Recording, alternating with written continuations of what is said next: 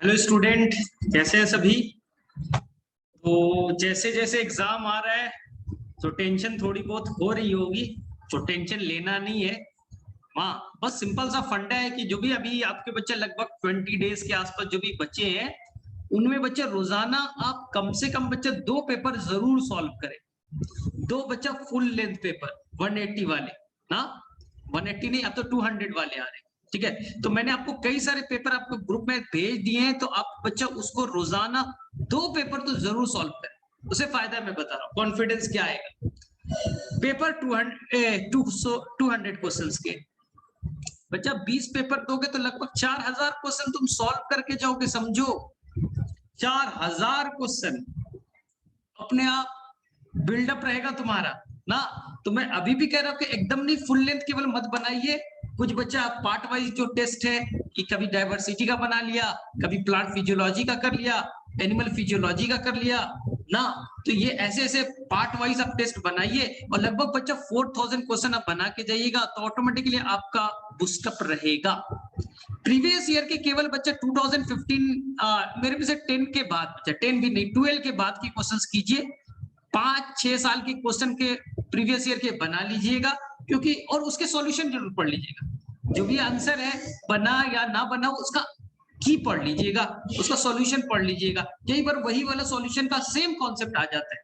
हर बार question आ जाता है ना कि मेटा सेंट्रिक कौन है, सब मेटा सेंट्रिक कौन, हर साल क्वेश्चन आ जाता है, पहले भी पूछा गया था ना।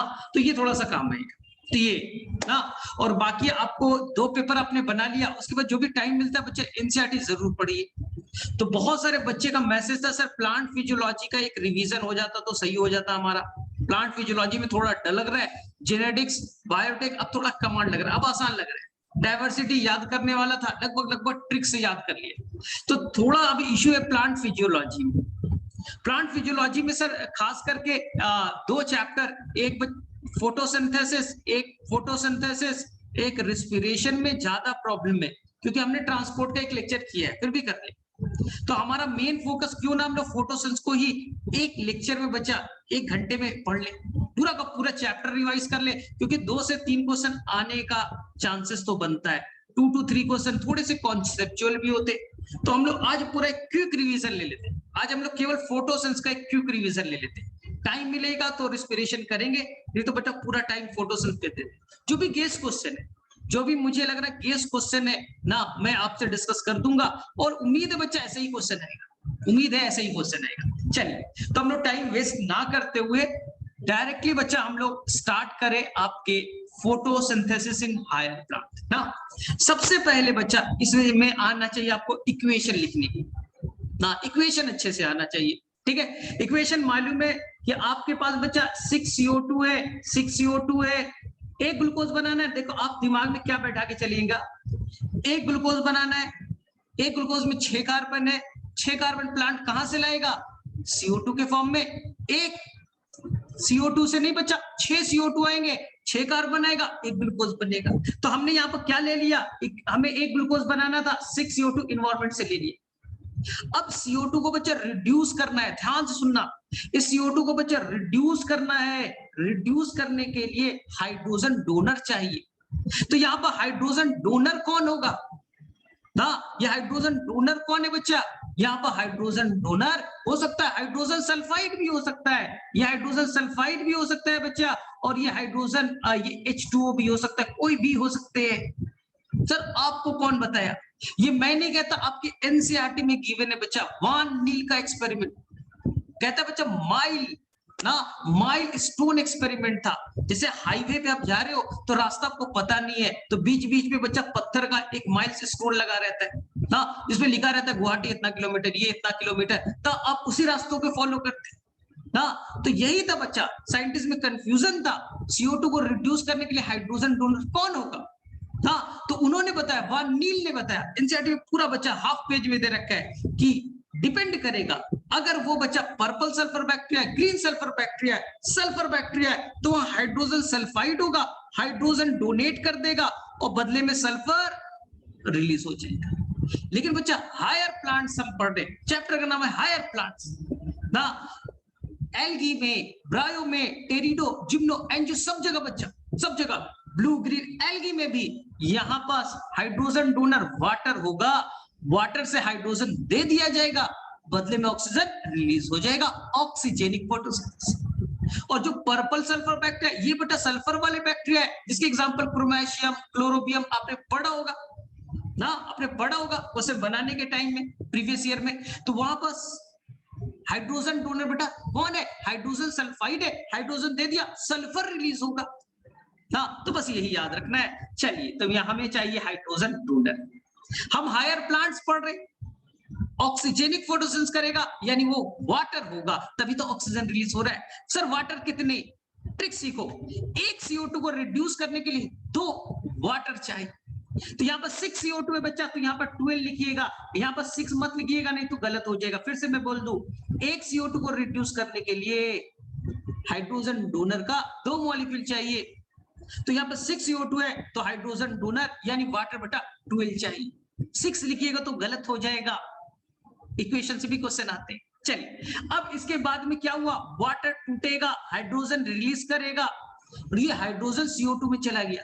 फोटोसिंथेसिस क्या है बच्चा, CO2 में हाइड्रोजन का जुड़ना, रिडक्शन करना, ग्लूकोज का बनना। हो गया बच्चा, C6H12O6 ग्लूकोज बन गया ना। सर कैसे, वाटर टूटा, ऑक्सीजन देखिए, ऑक्सीजन बच्चा इन्वायरमेंट में रिलीज हो गया, 6O2 रिलीज होता है ना, 6O2 रिलीज होता है ना, इन्वायरमेंट में ऑक्सीजन रिलीज हो गया, बचा क्या हाइड्रोजन। ये हाइड्रोजन CO2 से बाइंड किए और ग्लूकोज बना दिया, CO2 का रिडक्शन हो गया, हाइड्रोजन वाटर बेटा टूटा, ऑक्सीजन रिलीज हो गया।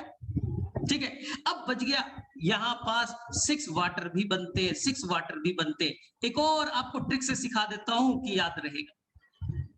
यहाँ बच्चा आप सभी को मालूम है, एक ग्लूकोज जब बनेगा तो 6O2 रिलीज होंगे बच्चा, कितने एटम, एटम बच्चा 12, 6O2 12 ऑक्सीजन एटम 12। अगर बच्चा आपने 6H2O लिखते, जिस बहुत सारे बच्चे को लग रहा है सर 6H2 क्यों नहीं लिखा, अगर बच्चा 6H2O लिखते तो 6O2 ही तो, 6 ऑक्सीजन एटम ही तो रिलीज होता है। हमें 12 ऑक्सीजन एटम रिलीज करना बेटा, 6O2 12 ऑक्सीजन एटम, यानी कि एक वाटर से 1 ऑक्सीजन एटम आता है।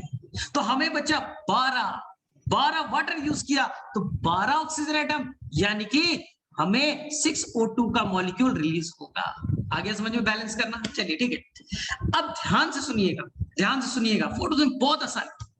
सबसे पहले फोटोसिंथेसिस के दौरान में सनलाइट बेटा आएगा, सन से एनर्जी चली, सन से सर बहुत सारे रेज आते हैं, क्या सभी रेज से फोटोसिंथेसिस होगा, नहीं बच्चा, सन से तो कई सारे रेज आते हैं ना, 0 से इंफिनिटी आ रहा है ना, क्या सभी में फोटोसिंथेसिस होगा, नहीं, सभी में नहीं होगा। एक पार्टिकुलर वेवलेंथ है बच्चा, जिसे आप कहते हो PAR, फोटोसिंथेटिकली एक्टिव रेडिएशन, केवल और केवल 400 to 700 नैनोमीटर के वेवलेंथ में ही फोटोसिंथेसिस होगा, ना उसके ऊपर ना उसके नीचे।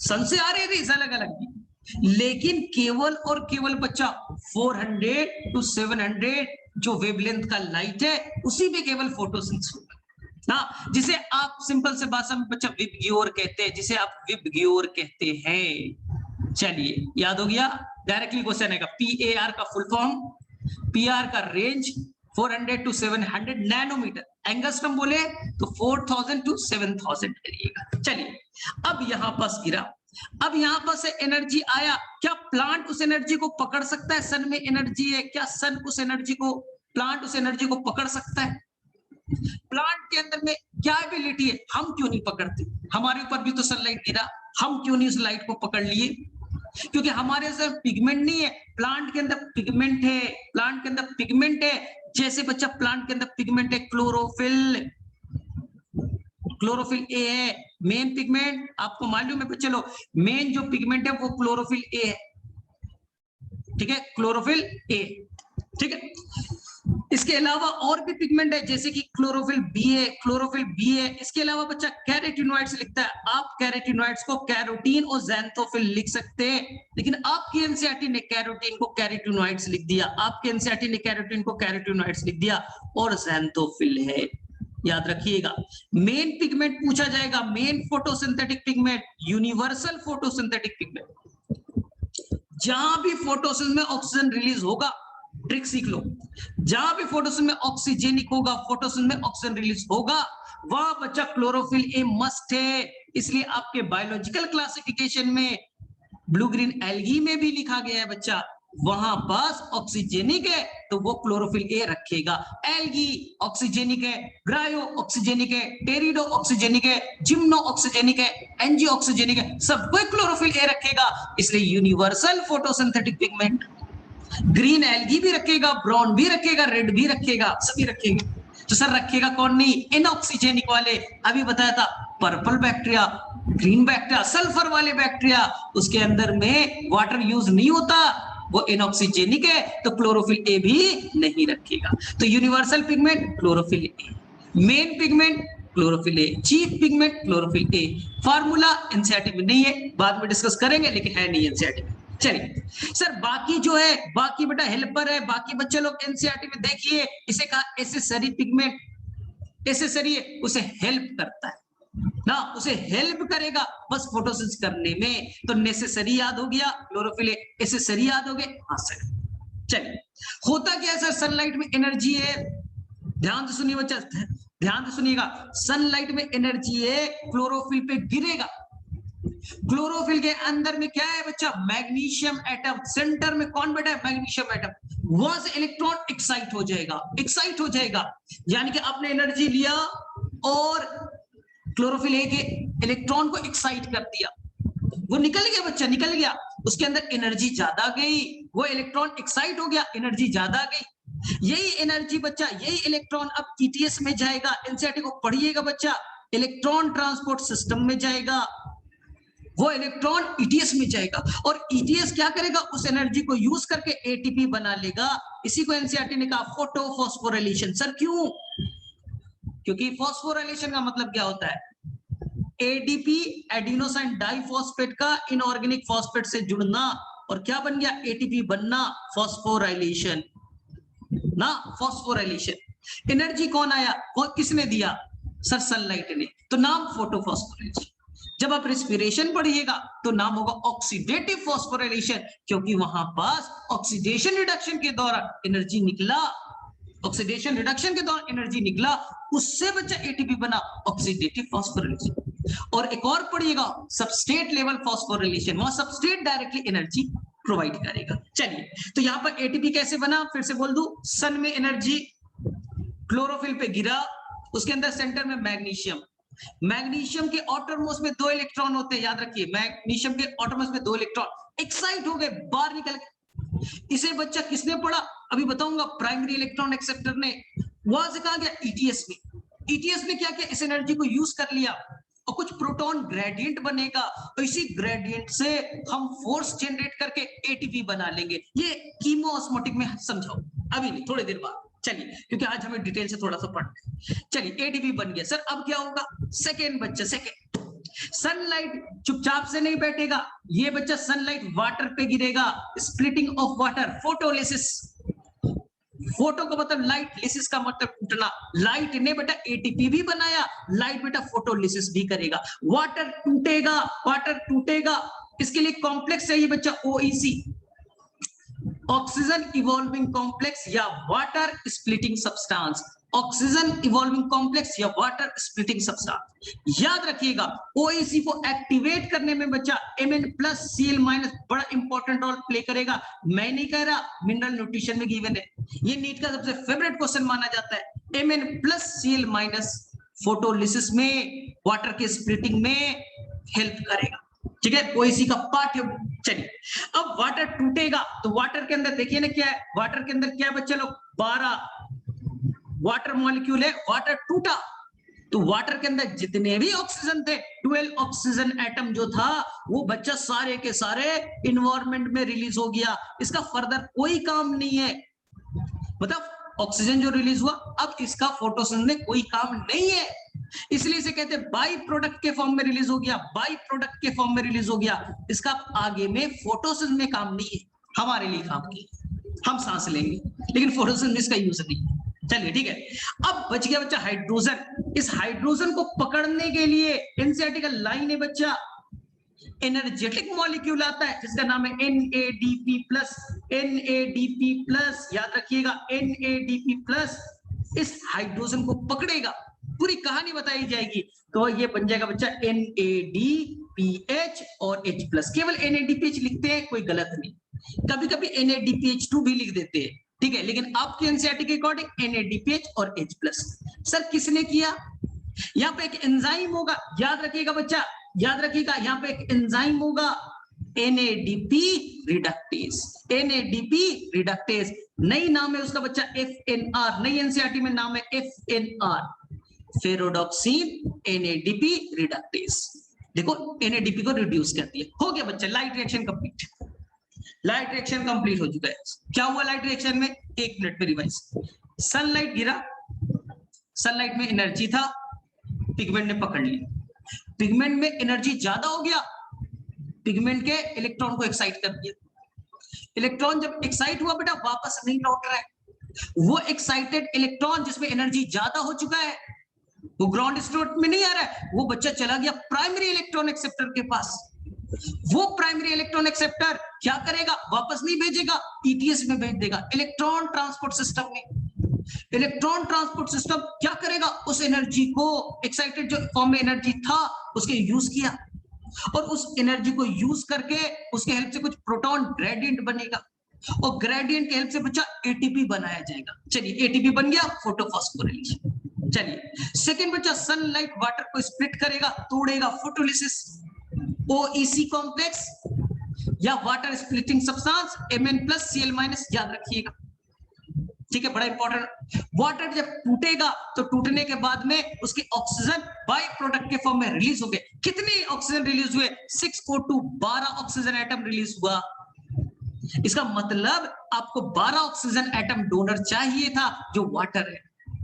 चलिए सेकेंड बच्चा, जो हाइड्रोजन था NADP ने पकड़ा, NADPH में कन्वर्ट हो गया, NADPH में कन्वर्ट हो गया। चलिए ध्यान से, जो हो गया बच्चा आपका light reaction complete. Light reaction is complete, ध्यान से सुनिए। अब डार्क रिएक्शन होगा, ध्यान से सुनिए। डार्क रिएक्शन मेन रिएक्शन है। डार्क रिएक्शन में क्या होगा? इस CO2 को पकड़ा जाएगा और ग्लूकोज में कन्वर्ट करा दिया जाएगा। बस बेटा डार्क रिएक्शन एक लाइन में खत्म हो गया। CO2 रिड्यूस हुआ, रिडक्शन हुआ, क्योंकि इसमें हाइड्रोजन जुटेगा और बच्चा ग्लूकोज में कन्वर्ट हो गया। Dark reaction is complete. लेकिन CO2 में हाइड्रोजन जोड़ना इतना आसान नहीं है। CO2 आसानी से हाइड्रोजन एक्सेप्ट नहीं कर सकता। इसके लिए हमें एक स्पेशल एंजाइम चाहिए डार्क रिएक्शन में बच्चा, जिसका नाम है रुबिस्को। आप लोगों को तो मालूम ही है, मोस्ट एबंडेंट प्रोटीन बोले, एंजाइम बोले, याद रखिएगा रुबिस्को ना, रुबिस्को याद रखिएगा, सबको याद ही है। लेकिन रुबिस्को बच्चा फ्री में काम नहीं करेगा, बोलेगा मैं करूंगा, CO2 को मैं रिड्यूस करके ग्लूकोज बनाऊंगा, लेकिन मुझे ताकत चाहिए, मुझे बच्चा एनर्जी चाहिए, ATP चाहिए, ATP लाके दो, और मैं CO2 में हाइड्रोजन जोड़ूंगा। तो हाइड्रोजन लाओ ना, मैं तो एंजाइम, मैं तो जोड़ूंगा। अरे सबस्ट्रेट लाओगे ना, हाइड्रोजन लाओगे तब तो हमें चाहिए बच्चा हाइड्रोजन। तो हाइड्रोजन लेकर के कौन आएगा? NADPH। हाइड्रोजन लेके कौन आ जाएगा बच्चा? NADPH। ध्यान से सुनना, यानी डार्क रिएक्शन बोल रहा है मैं बच्चा CO2 को रिड्यूस करूंगा ग्लूकोज में, लेकिन मेरे उसके लिए एनर्जी चाहिए, उसके लिए हाइड्रोजन चाहिए। इसलिए हमने लाइट रिएक्शन चलाया, इसलिए हमने लाइट रिएक्शन में ATP बनाया था, क्योंकि डार्क रिएक्शन में उसका यूज किया जाएगा। हमने इसलिए वाटर तोड़ा था क्योंकि हाइड्रोजन रिलीज होगा, उसे बच्चा कोई मॉलिक्यूल पकड़ लेगा NADPH, और यही NADPH आएगा बच्चा और वो अपना हाइड्रोजन दे देगा, हाइड्रोजन बच्चा दे देगा, और रुबिस्को इसी हाइड्रोजन को यूज करके ग्लूकोज बना देगा। इसलिए कहते हैं dark reaction is independent of light. हमें लगता है कि रात में चल रहा है, इसलिए एनसीईआरटी में लिखा है it is a misnomer. Dark reaction, जैसे मैंने एक बच्चे को बोला, एक छोटे बच्चे को बोल दो लाइट रिएक्शन और डार्क रिएक्शन, वो मीनिंग क्या निकालेगा? डार्क रिएक्शन मतलब अंधेरे वाला रिएक्शन। यही बच्चा एनसीईआरटी बोलता है ये मिसनोमर है, इसका गलत नामांकन कर दिया गया है। डार्क रिएक्शन का ये मतलब नहीं है कि वो अंधेरे में चलेगा। डार्क रिएक्शन का ये मतलब है जिसको लाइट से मतलब ना हो, लाइट हो ना हो उसे कोई फर्क नहीं पड़ता बच्चा।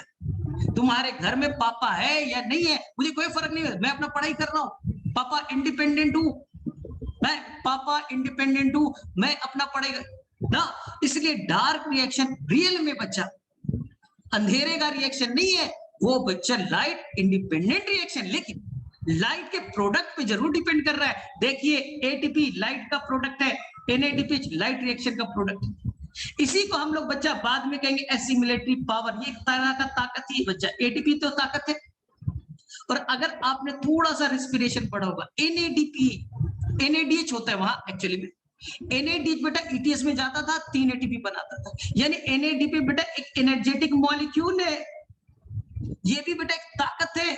एटीपी तो ताकत है, डायरेक्ट ताकत, एनएडीपी भी इनडायरेक्ट ताकत ना, याद करो ईटीएस जाता था, एफएडीएच2 एनएडीएच एनर्जी देते थे वो, तो ये भी एक तरह का ताकत है, इसलिए नाम एसिमिलेटरी पावर। तो ये एसिमिलेटरी पावर कहां बना, लाइट रिएक्शन में, एटीपी और एनएडीपी जो लाइट रिएक्शन में बने डार्क रिएक्शन में यूज हो जाएगा। चलिए, तो ये बच्चा एक ऑड फॉर्म मैंने दे दिया, कुछ बातें कर लूं मैं। पहले साइंटिस्ट को लगता था कि जो बच्चा फोटोसिंथेसिस में जो ऑक्सीजन रिलीज हो रहा है वो कहां से हो रहा है, किसी को नहीं मालूम था।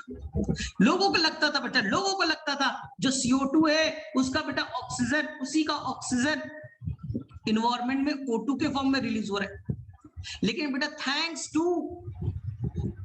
टू वॉन नील ने बताया नहीं नहीं नहीं भाई, ऑक्सीजन वहां से नहीं आ रहा है, एक्चुअली में क्या हो रहा है, CO2 को रिड्यूस करने के लिए कोई हाइड्रोजन डोनर है, सल्फर बैक्टीरिया में हाइड्रोजन डोनर H2S है, वो उसने अपना हाइड्रोजन दे दिया तो यहाँ ऑक्सीजन रिलीज नहीं होता है ना।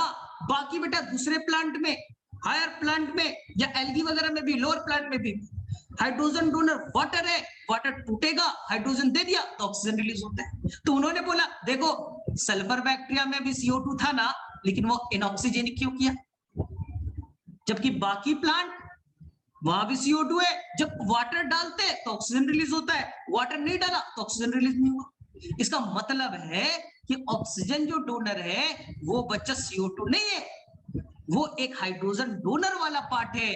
और पर्पल बैक्टीरिया में, पर्पल सल्फर बैक्टीरिया में वो हाइड्रोजन डोनर H2S था, इसलिए ऑक्सीजन रिलीज नहीं किया, इनऑक्सीजन। इसी को एनसीईआरटी ने कहा माइल्स स्टोन एक्सपेरिमेंट।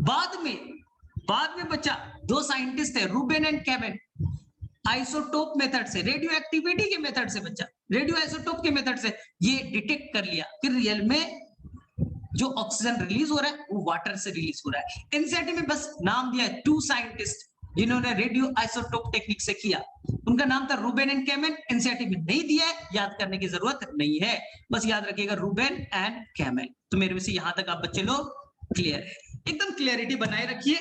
चलिए ठीक, अब मैं आपको एक इंटरेस्टिंग वे में फोटोसिंथेसिस समझा देता हूँ। बहुत सारे बच्चे सर फोटो सिस्टम नहीं समझ में आया, एंटीना क्या है, LHC क्या है, सुन ले रहे भाई, सारा चीज थोड़ा टाइम लगेगा लेकिन कॉन्सेप्ट 100% मिलेगा। चलो सबसे पहले एनसीईआरटी के लैंग्वेज के अकॉर्डिंग चलते हैं। आपको फोटोसिंथेसिस पढ़ना है बच्चा, आप जाइए अपने गार्डन में जाइए, वहां बच्चा एक प्लांट को देखिए, ये रूट है, ये स्टेम है और ये बच्चा लीफ है, ये बच्चा लीफ है। थोड़ा सा मॉर्फोलॉजी देखिए बच्चा, जो नीचे में लीफ होता है वो बड़ा होता है, ओल्डर, ऊपर में छोटा, एक्रोपेटर सक्सेशन में होता है। मैं नहीं कह रहा, मॉर्फोलॉजी का मैंने वर्ड ले लिया। लोअर में जो होते हैं, लोअर नोड पे बड़े लीफ, ऊपर में छोटे लीफ। आपको फोटोसिंथेसिस पढ़ना है बच्चा, आपका फोटोसिंथेसिस कौन करेगा? तो आप बोलेगा सर लीफ करेगा। अरे बच्चा सही है, क्वेश्चन आ गया, क्या केवल लीफ करेगा, ओनली लीफ करेगा? गलत हो गया। क्वेश्चन आया बच्चा लीफ करेगा, करेक्ट है, ओनली लीफ है, इनकरेक्ट है, क्योंकि एनसीईआरटी में लिखा है यंग स्टेम। बच्चा यंग स्टेम भी हरे रंग का होता है, वो भी फोटोसिंथेसिस कर सकता है। मैं नहीं कह रहा, आपकी एनसीईआरटी में मॉर्फोलॉजी में लिखा है यंग स्टेम में होता है, और कैक्टस वगैरह में तो और ओल्ड स्टेम में ही हो जाता है, यंग स्टेम में होगा। इसके अलावा बच्चा जो यंग फ्रूट होते हैं हरे रंग के, अरे आम देखा है, अमरूद देखा है, वो भी तो हरे रंग के होते हैं, वो भी फोटोसिंथेसिस करते हैं। इसके अलावा बच्चा कैलिक्स, फ्लावर के अंदर अगर आपने कैलिक्स को देखा होगा, वो भी हरे रंग के, वो भी फोटोसिंथेसिस करते हैं। हम मेनली लीफ करता है, मेनली लीफ करता है, मैं ये एक्सेप्ट कर रहा हूं, लेकिन क्वेश्चन अगर आ गया ऐसे, बताइए प्लांट के अंदर फोटोसिंथेसिस कौन करता है? पहला ऑप्शन ओनली लीफ, बच्चा करके आ जाएगा। अरे भाई साहब, अच्छा आंसर बेटा, green part of the plant, green part of the plant, green part जो भी होगा फोटोसिंथेसिस करेगा, वो बेटा हरे रंग का अनराइपेंड कच्चा फ्रूट क्यों ना हो, वो बच्चा कैलिक्स क्यों ना हो, वो यंग स्टेम क्यों ना हो, लीफ क्यों ना हो। ओनली वर्ड से बेटा मुझे बहुत एलर्जी है। ओनली वर्ड से 3-3 क्वेश्चन फंसाया जाता है और बेटा ट्रैप होके आते हैं बाद में। अरे सर आपसे पूछा जाएगा आप क्या केवल आप फिजिक्स पढ़ते हो, ये करेक्ट स्टेटमेंट है। आपसे बोले ओनली फिजिक्स पढ़ते हो, ये इनकरेक्ट स्टेटमेंट। आप बॉटनी पढ़ते हो, करेक्ट स्टेटमेंट है। क्वेश्चन है आप केवल बॉटनी पढ़ते हो, हम फिजिक्स भी पढ़ते, केमिस्ट्री भी पढ़ते, बॉटनी जूलॉजी सब पढ़ते हैं ना। चलिए तो हमने मेनली कौन करेगा, लीफ करेगा। हमने बच्चा यहां से लीफ का एक पार्ट ले लिया और बच्चा एनाटॉमी चैप्टर में चले गए।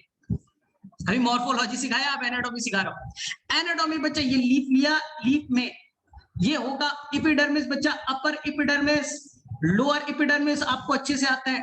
नॉन ग्रीन होते हैं एपिडर्मल सेल, नॉन ग्रीन होता है क्योंकि क्लोरोप्लास्ट नहीं होता, क्लोरोप्लास्ट नहीं होता, याद रखिएगा।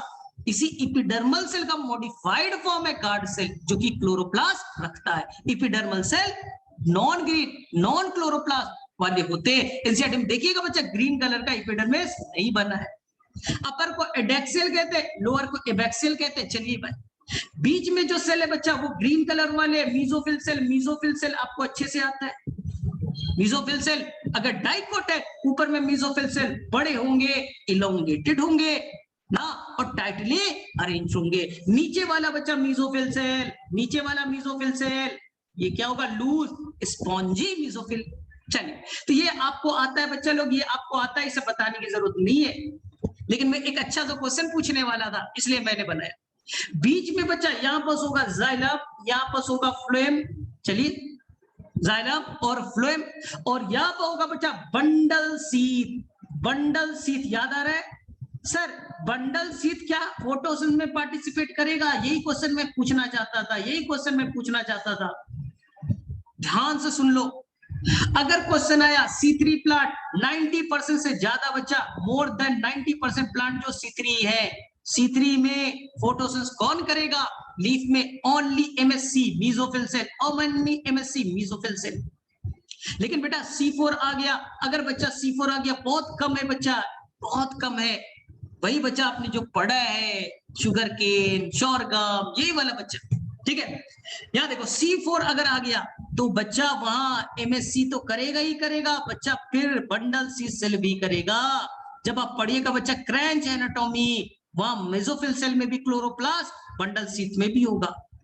पढ़ा ना, मेसोफिल सेल में कुछ बेटा C4 पाथवे चलेगा, बंडल सीथ में कुछ बेटा C3 पाथवे चलेगा, दोनों में क्लोरोप्लास्ट होंगे। लेकिन मेसोफिल सेल के अंदर जो क्लोरोप्लास्ट होगा उसके अंदर ग्रैना होंगे और बंडल सीथ में बेटा ए ग्रैनल होगा। इसी को क्लोरोप्लास्ट डाइमॉर्फिज्म कहेंगे। दो अलग अलग तरह के क्लोरोप्लास्ट, दोनों के साइज अलग होंगे, एक में ग्राना होगा, एक में ग्राना एब्सेंट होगा, तो दोनों अलग अलग क्लोरोप्लास्ट का बनना क्लोरोप्लास्ट डाइमॉर्फिज्म C4 प्लांट। चलिए फिर से मैं पूछ देता हूं, मेसोफिल सेल मेन है बच्चा जहां फोटोसिंथेसिस होता है। C3 प्लांट में केवल और केवल ओनली एंड ओनली बच्चा mesophyll cell, bundle sheath cell होगा लेकिन उसमें क्लोरोप्लास्ट नहीं होगा, फोटोसिंथेसिस नहीं करेगी। चलिए ठीक है, C4 प्लांट बच्चा, C4 प्लांट, तो C4 प्लांट के अंदर केवल नहीं सर मेसोफिल सेल नहीं, और बंडल सेल से भी करेगा। मेसोफिल सेल में सर कुछ C4 पाथवे और बंडल सेल में सर कुछ C3 पाथवे होंगे। क्या होते हैं हम डिटेल से पढ़ेंगे, हम तो डिटेल करने वाले हैं आज एक एक चीज खोपड़ी में डाल दूंगा सारा चीज। सर कुछ कैंप प्लांट होता है, बेटा कैंप में मत जाइए, एनसीईआरटी में कैंप प्लांट नहीं है। अगर फिर भी अगर याद रखना है तो कैंप प्लांट में कोई क्लोरोप्लास्ट डाइमॉर्फिज्म नहीं होता, वहां केवल मेसोफिल सेल में होगा। चलिए वहां कोई बंडल सेल का कॉन्सेप्ट नहीं है बच्चा। आगे में ऐसे कैंप है नहीं पढ़ना आपको, फिर भी मैं बता दूं कैंप में बच्चा कोई क्लोरोप्लास्ट डाइमॉर्फ में केवल मेसोफिल सेल में होता है। दिन में और रात का डिफरेंस होता है ना, दिन के अंदर में कुछ बच्चा C3 पाथवे चलेगा, रात में C4 पाथवे चलेगा। जबकि C4 प्लांट में दिन में ही होगा सारा चीज, एक मेसोफिल सेल में C4, बंडल सेल में C3 होगा। ठीक है, ये हम बाद में देखेंगे। चलिए अभी टेंशन, यानी ओवरऑल हम बच्चा C3 प्लांट पढ़ रहे हैं। हम क्या पढ़ रहे हैं? C3 plant.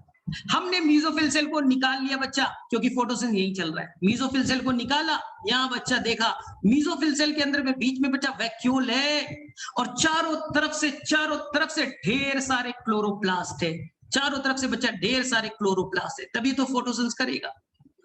एनसीईआरटी में बेटा फिगर पूछ दिया है, ये बताइए क्लोरोप्लास्ट का अरेंजमेंट कैसा होगा।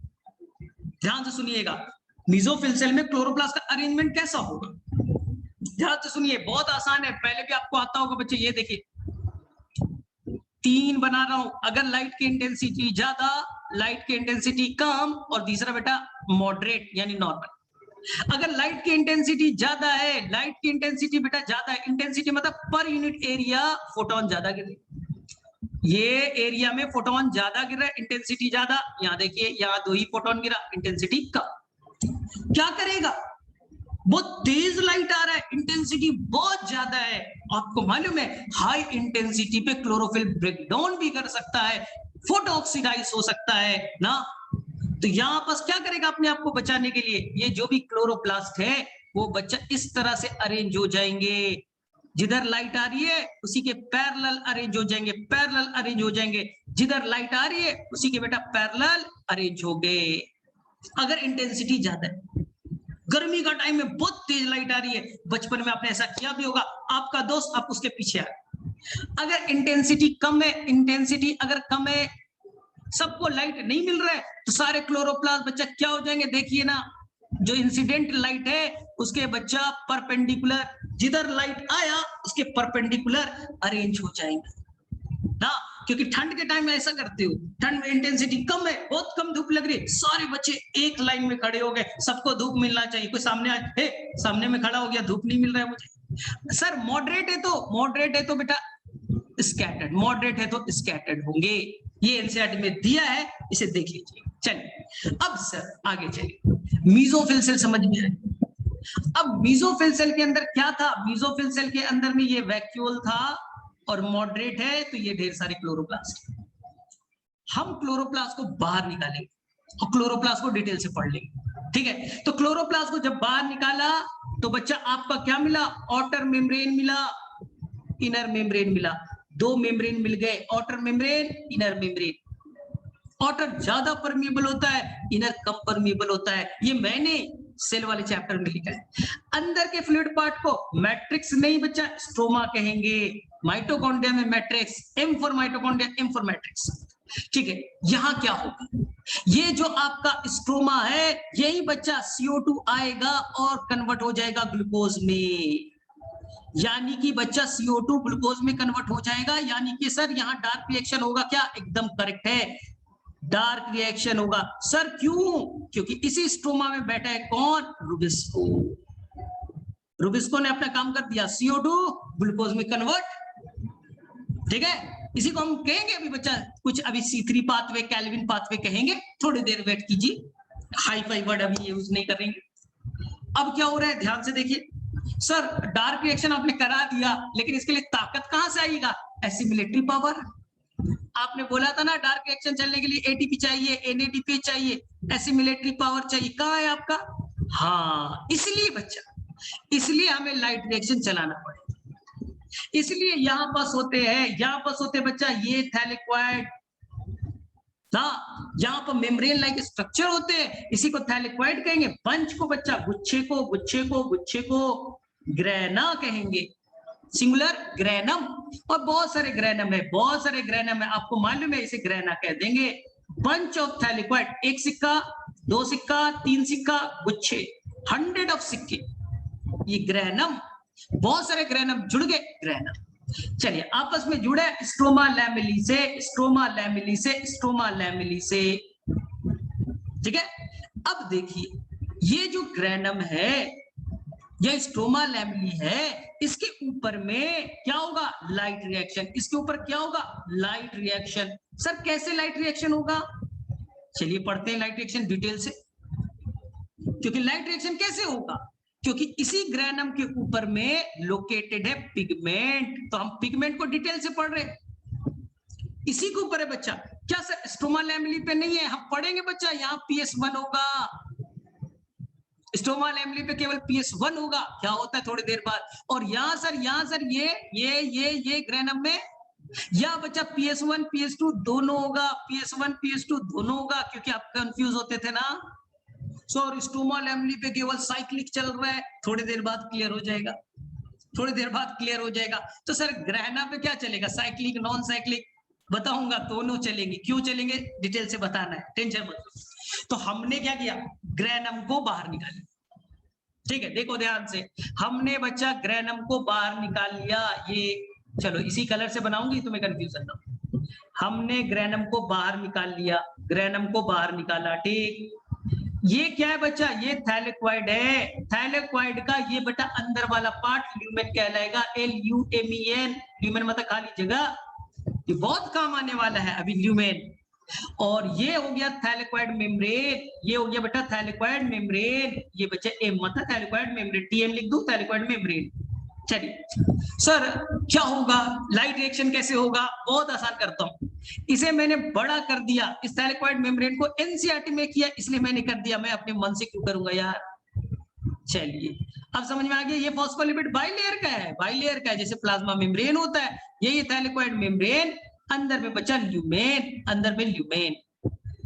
चलिए इस थैलेक्वाइड मेम्ब्रेन पे ग्रुप ऑफ पिगमेंट होते, पिगमेंट के गुच्छे होते, पिगमेंट के बेटा गुच्छे गुच्छे, ये देखिए ये व्हाइट वाला पिगमेंट का गुच्छा है फोटोसिस्टम, इसी को पहले क्वांटाजोम कहते थे।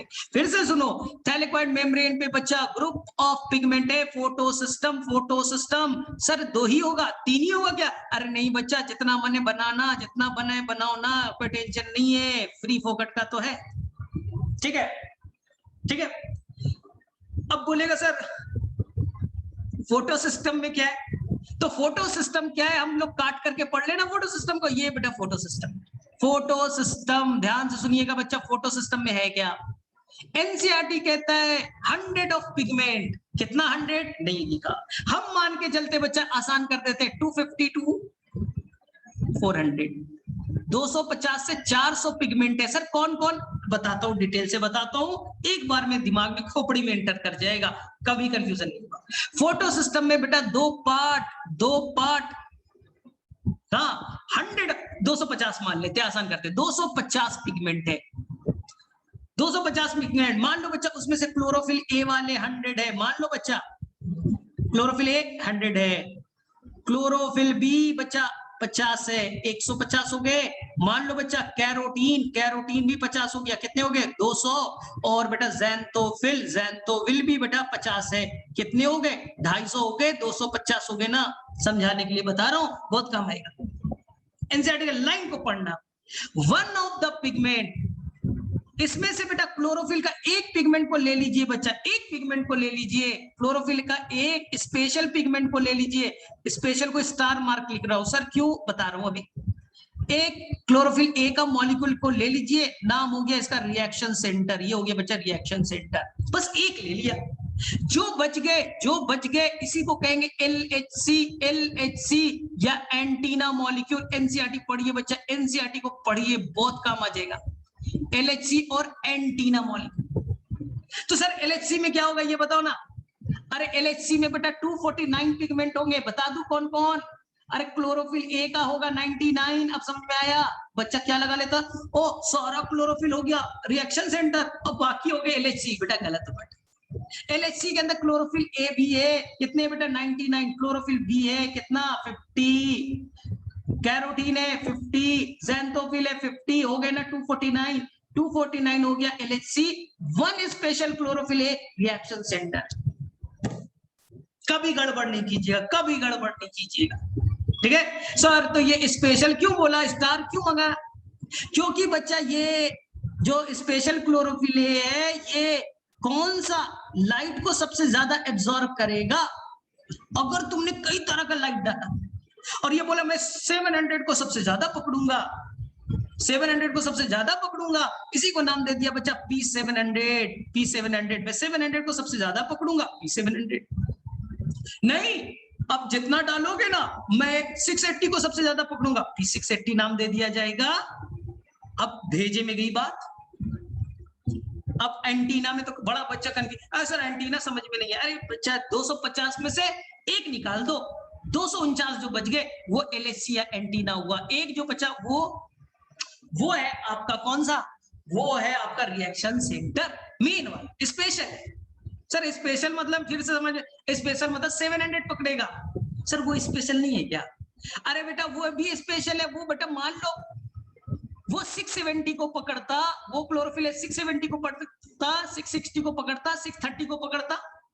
जो 680 को पकड़ेगा वो रिएक्शन सेंटर बनेगा। जो 630 पकड़ा, 620 पकड़ा, 600 पकड़ा, वो बेटा भेजना उधर, भेज उस साइड में, भेज एंटीना वाले में। चलिए ठीक। अब देखिए सर मेन काम तो सर बड़ा कंफ्यूजन है सर। मेन काम तो सर रिएक्शन सेंटर करता, तो चेला चपाटा क्यों? सिंपल बच्चा, शादी हो गई, जो दूल्हा है वो रिएक्शन सेंटर है, दूल्हा बेटा रिएक्शन सेंटर, और जो बाराती है खाने पीने के लिए गए बेटा, केवल हेल्प करने के लिए गए हैं। हाँ केवल हेल्प करने के लिए गए। फेरा तुम तो लोगे नहीं, दूल्हा ही लेगा, शादी वही करेगा, सब कुछ वही करेगा। बाकी लोग, बाकी बाराती वाले क्या करेंगे बेटा? स्नैप मारने। एनसीईआरटी का लाइन है कि कैरोटीन क्या करेगा? They help in the prevent the chlorophyll A from photo oxidation. NCERT का लाइन को पढ़िया, they prevent the chlorophyll A from photo oxidation. इसे बच्चा बड़ा कंफ्यूज करता है और लिखता है second line, they enable the wide range of wavelength. यानी कि बच्चा इसे अगर 620 आ गया, देख एक बार ध्यान से, अगर 400 वाला लाइट आया, रिएक्शन सेंटर बोलेगा मुझे तो 700 चाहिए था, मैं 400 पे कैसे काम करूंगा? हाँ तो ये बोलेगा बच्चा, ये बोलेगा एंटीना मॉलिक्यूल के लोग कि मैं 400 है ना, एनर्जी ज्यादा है ना, मैं उसको 400 से कन्वर्ट करूंगा 700, तू पकड़। अगर 500 वाला आया, उसको बेटा कन्वर्ट किया जाएगा 700 में, दिया जाएगा। ये सब करेंगे कौन? Antenna molecule. अगर 660 वाला आया, इसको बेटा 700 में कन्वर्ट करके वहां पहुंचाया जाएगा। याद रखना ये बहुत काम आने वाला है। ठीक है सर, तो वो वाला एक बार फिर से बता देते। फोटो ऑक्सीडेशन वाला कुछ बोल रहे थे आप। सुनो, फिर मैं बैक कर रहा हूं क्योंकि बड़ा इंपॉर्टेंट लाइन था। जब बच्चा फोटोलिसिस होगा, वाटर टूटेगा बच्चा, तो आप याद रखिएगा 2 इलेक्ट्रॉन 2 प्रोटॉन और हाफ मॉलिक्यूल ऑफ ऑक्सीजन बेटा ऑक्सीजन फ्री रेडिकल के फॉर्म में रिलीज होगा। जब वाटर टूटेगा तो ऑक्सीजन फ्री रेडिकल के फॉर्म में रिलीज होगा, जिसे नेसेंट कहते हैं। ये बहुत ही ज्यादा एक्टिव होता है, किसी से रिएक्ट कर जाएगा, किसी से बेटा रिएक्ट कर सकता है। अगर लाइट की इंटेंसिटी ज्यादा है, नंबर ऑफ फोटोन ज्यादा है, तो वाटर ज्यादा टूटेगा, नेसेंट ऑक्सीजन ज्यादा रिलीज होंगे। तब तो ये बच्चा क्लोरोफिल ए से बाइंड करके उसे ऑक्सीडाइज कर देगा। बहुत ज्यादा रिएक्टिव होता है फ्री रेडिकल। ये तो मेन क्लोरोफिल रिएक्शन सेंटर को ही खराब कर देगा, उसको फोटो ऑक्सीडाइज कर देगा। हाईलाइट इंटेंसिटी ज्यादा, फोटोलिसिस ज्यादा होगा, नेसेंट ऑक्सीजन ज्यादा होंगे, क्लोरोफिल ए बाइंड करेगा, रप्चर हो जाएगा, खराब हो जाएगा। तो बचाएगा कौन? इस फ्री रेडिकल को बचाने के लिए है। इसी को बेटा फ्री रेडिकल को मॉलिक्यूलर ऑक्सीजन में कन्वर्ट करने का काम। मॉलिक्यूलर बेटा लेस एक्टिव होता है, इनएक्टिव है। फ्री रेडिकल हाईली एक्टिव है, इसको कन्वर्ट करने का काम है आपके पास में किसका? ये बच्चा आपको कैरोटीनॉइड्स का। ये लिखता है एनसीईआरटी। अब समझ में आया? भेजे में बात कही। अगर कैरोटीनॉइड्स नहीं होते तो फ्री रेडिकल मॉलिक्यूलर ऑक्सीजन में कन्वर्ट नहीं हो पाता, तो ये फोटो ऑक्सीडाइज कर देता। तो इसलिए कैरोटीन के अंदर, कैरोटीनॉइड्स या कैरोटीन जो मैं बोलता हूं, उसके अंदर एबिलिटी है फ्री रेडिकल वाले को कन्वर्ट कर दो मॉलिक्यूलर ऑक्सीजन में और बचा लो क्लोरोफिल ए को, रिएक्शन सेंटर को, स्पेशल क्लोरोफिल ए को, रिएक्शन सेंटर को बचा लो मरने से। चलिए तो ये याद रहेगा। चलिए सेकेंड चीज सर, फोटो सिस्टम। हाँ चलो, फोटो सिस्टम क्या बोला था, फटाफट करो रे भाई। फोटो सिस्टम एनसीईआरटी बोलता है 2 तरह का, photo system 1, photo system 2। Do not confuse with participation of reaction. ये मत समझिएगा ओ 1 पहले हुआ 2 बाद में, इस पे नाम नहीं रखा। डिस्कवरी सबसे पहले डिस्कवर्ड हुआ, 1 नाम रखा गया, बाद में डिस्कवर्ड हुआ 2। एनसीईआरटी का लाइन है on the basis of discovery है, not on the basis of participation of reaction. Reaction में पार्टिसिपेट करते उस बेसिस पे नहीं। चलिए सेकेंड चीज, photo system 1 is consist of 2 parts, one is the RC reaction center और one is the LHC। चलिए हो गया। LHC में ठीक है, RC में कौन होगा? यहाँ पास जो स्पेशल क्लोरोफिल ए होगा, P700 700 के लाइट को पकड़ सकता है मैक्सिमम। ठीक है, अब एक चीज मैं क्लियर कर दूं, PS1 बच्चा 600 डालो तब भी पकड़ लेगा, 700 डालो तब भी पकड़ेगा, 500 डालो तब भी पकड़ेगा, 400 डालो तब भी पकड़ेगा। ये 700 तक के लाइट को पकड़ सकता है। रिएक्शन सेंटर बोलेगा कि 700 तक तो कोई दिक्कत नहीं, 400, 500, 600, 700 कोई भी दो, मुझे कोई दिक्कत नहीं है। चलिए PS2 देखें। PS2 में रिएक्शन सेंटर है जिसका नाम है बच्चा P680। अब देखना, ध्यान से सुनना, ये बोलेगा 400 दो कोई दिक्कत नहीं, 500 दो कोई दिक्कत नहीं है, 660 दो कोई दिक्कत नहीं है, 680 दो कोई दिक्कत नहीं है, कोई दिक्कत नहीं। कम वाला मैं ले लूंगा।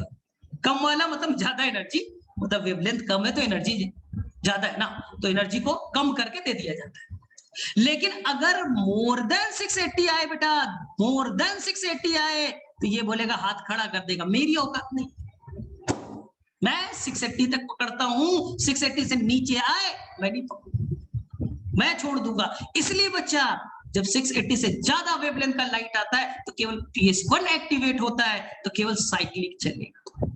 लेकिन अगर 680 से कम आया, 660 आया, 670 आया, 680 भी आ गया, तो PS2 भी काम करेगा, PS1 भी काम करेगा, साइक्लिक नॉन साइक्लिक दोनों चलेगा, साइक्लिक नॉन साइक्लिक दोनों चलेगा। थोड़ी देर में क्लियर हो जाएगा। ये बड़ा बहुत बच्चों को कंफ्यूजन रहता है। चलिए ठीक है, तो मैं यहाँ पर क्लियर कर दूं, कोई गड़बड़ नहीं करना भाई, यही में तुम लोग गड़बड़ करते। ये प्लांट है, ये बच्चा लीफ है। चलिए ध्यान से सुनना, अगर मैंने यहाँ पर 600 वेवलेंथ का लाइट डाला तो PS1 बोलेगा ठीक है, कोई इशू नहीं है, मैं कर लूंगा।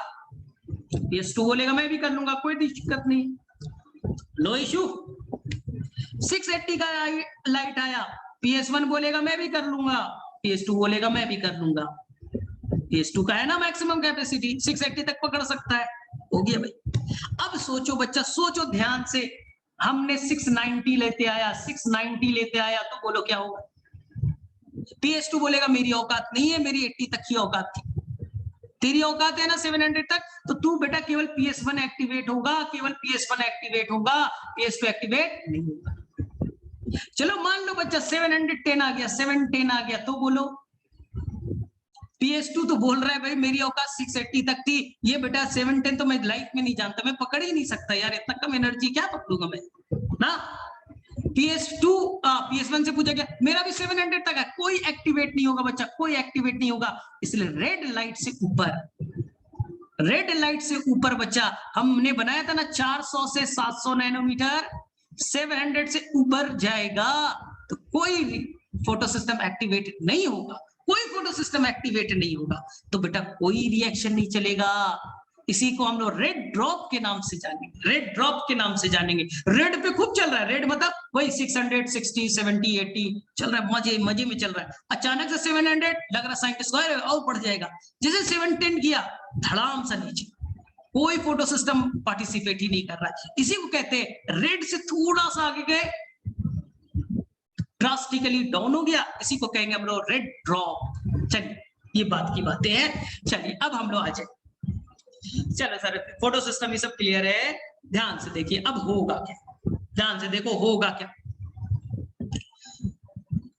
सबसे पहले हम लोग बच्चा लोग यहाँ पर एनर्जी बना दे, यहाँ पर बच्चा बहुत कंफ्यूज रहता है, ध्यान से सुनिएगा। ये बच्चा एनर्जी का ग्राफ है, नीचे एनर्जी कम ऊपर एनर्जी ज्यादा है, ध्यान से सुनिएगा।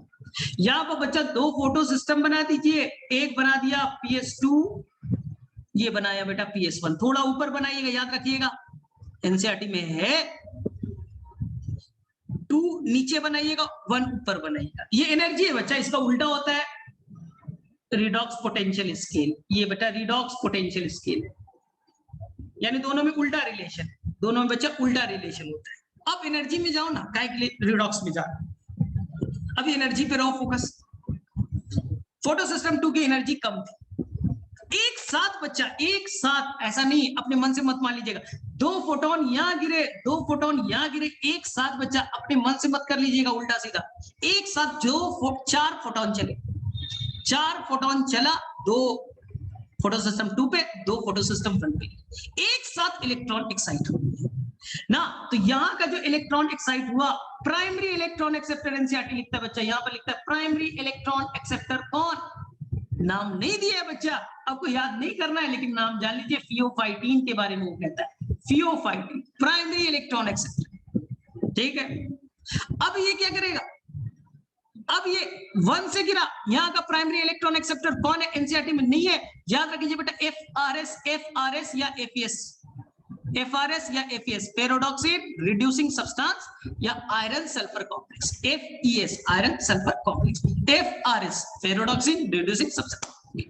चलिए हो गया। अब देखिए फियोफाइटीन, ये जो देखो इलेक्ट्रॉन कहां था, फोटो सिस्टम 2, ठीक है, उसके रिएक्शन एनर्जी आया, इलेक्ट्रॉन बेटा एक्साइटेड हो गए, 2 इलेक्ट्रॉन एक्साइटेड हो गए, 2 इलेक्ट्रॉन यहाँ एक्साइटेड फेज में बेटा एनर्जी ज्यादा है, ये बच्चा भेज दिया जाएगा ईटीएस में, ईटीएस में इलेक्ट्रॉन ट्रांसपोर्ट सिस्टम में। एनसीईआरटी के फिगर को देखो, ये बेटा इलेक्ट्रॉन में एनर्जी ज्यादा है, वो एनर्जेटिक इलेक्ट्रॉन ईटीएस में आया, नीचे आ रहा है ना, ज्यादा से कम की तरफ आ रहा है, ज्यादा से कम की तरफ आ रहा है, डाउनहिल, डाउनहिल, ऊपर में एनर्जी ज्यादा, नीचे में एनर्जी कम, तो ज्यादा से कम आएगा तो एनर्जी थोड़ा रिलीज हो जाएगा in the form of ATP, इसी को कहा फोटोफॉस्फोरिलेशन।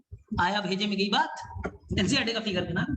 चलिए फोटो सिस्टम 1 से जो इलेक्ट्रॉन इजेक्ट हुआ एफआरएस में गया, अब यहां से बच्चा, यहां से फिर से हुआ डाउनहिल, यानी कम एनर्जी की तरफ आया, कम एनर्जी की तरफ आया, यहां पास कौन बैठा था, NADP प्लस, NADP प्लस, वहां हमने इलेक्ट्रॉन को डाल दिया, और बच्चा ये NADP प्लस में इलेक्ट्रॉन डाला, साथ साथ यहां पर प्रोटॉन भी ऐड होगा, और ये फाइनली NADPH और H प्लस में कन्वर्ट हो जाएगा। एक जगह एनसीईआरटी में कंफ्यूजन क्रिएट होता है, एनसीईआरटी ने लिख दिया है कि more energetic NADP plus more energetic में इलेक्ट्रॉन चला गया, बच्चा बोले गए पागल बनाते हैं एनसीईआरटी, एफआरएस में एनर्जी ज्यादा है ना, स्केल में तो ऊपर है, एफआरएस में एनर्जी ज्यादा है और NADP में तो कम है, तो एनसीईआरटी तो लिख दे NADP में एनर्जी ज्यादा है, the electron will go to the more energetic molecule NADP plus, NCERT का लाइन। बच्चा बोले गलत लिख दिया, नहीं, वो एक्चुअली में कंपैरिजन फोटो सिस्टम से किया गया है, वो कंपैरिजन बेटा फोटो सिस्टम से किया गया है, फोटो सिस्टम का एनर्जी तो नीचे है ना, कम है, NADP का ज्यादा है, उसके रिस्पेक्ट में बोल रहा है तुमसे तो ज्यादा है, एफआरएस से मैं कंपैरिजन नहीं कर रहा हूं, फोटो सिस्टम से कर रहा हूं, एनसीईआरटी का लाइन है, यहां पर बच्चे कंफ्यूज होता है। चलिए देखिए ध्यान से, तो सबसे पहले एकदम easy, photo system 2, photo system 1, दोनों में डिफरेंस देखना, एनर्जी का है। अब यहां सबसे पहले 2 इलेक्ट्रॉन 2 फोटोन, यहां नहीं सर, दोनों एक साथ 2 फोटोन गिरे, या प्राइमरी इलेक्ट्रॉन एक्सेप्टेड या प्राइमरी इलेक्ट्रॉन एक्सेप्टेड, यहां खाली हो चुका है, अब इसमें 2 इलेक्ट्रॉन डालना है, तो क्या करेगा, फोटो सिस्टम 2 से जो इलेक्ट्रॉन निकला वो ईटीएस में गया, डाउनहिल, ज्यादा एनर्जी से कम, डाउनहिल, तो बेटा एनर्जी रिलीज होगा, एनसीईआरटी यही लिखता है बच्चा, इसी एनर्जी को यूज करके प्रोटॉन ग्रेडियंट बनेगा और ग्रेडियंट से एटीपी बनेगा, एनसीईआरटी का ये लाइन है। चलो अब यहां से एक्साइटमेंट हुआ, यहां से ले, ठीक है, और वो NADP पे गए, तो देखो सिंपल भाषा, यहां देखिए फोटो सिस्टम 2 से चला, अप हिल, कम एनर्जी से ज्यादा गया, नीचे एनर्जी कम था, ऊपर एनर्जी ज्यादा, सन के एनर्जी को बेटा ले लिया तो एनर्जी बढ़ गया ना इलेक्ट्रॉन का, अपहिल, फिर बेटा ये नीचे आ गया धड़ाम, डाउनहिल, तो बेटा एनर्जी थोड़ा रिलीज हुआ, फिर से बेटा सनलाइट की एनर्जी को यूज किया, ऊपर ढकेला, सन की एनर्जी से एक्साइटमेंट हुआ, फिर से इलेक्ट्रॉन ऊपर गया, क्या हुआ, अपहिल, फिर से बेटा नीचे गिरा, डाउनहिल, जेड शेप का स्ट्रक्चर बना, नाम जेड स्कीम, नाम बेटा जेड स्कीम, खत्म करो कहानी यार, नाम हो गया जेड स्कीम। अरे सन की एनर्जी, इलेक्ट्रॉन का एक्साइटमेंट, अपहिल, एनर्जी का घटना, डाउनहिल, ईटीएस में गया, एनर्जी चूस लिया बेचारा,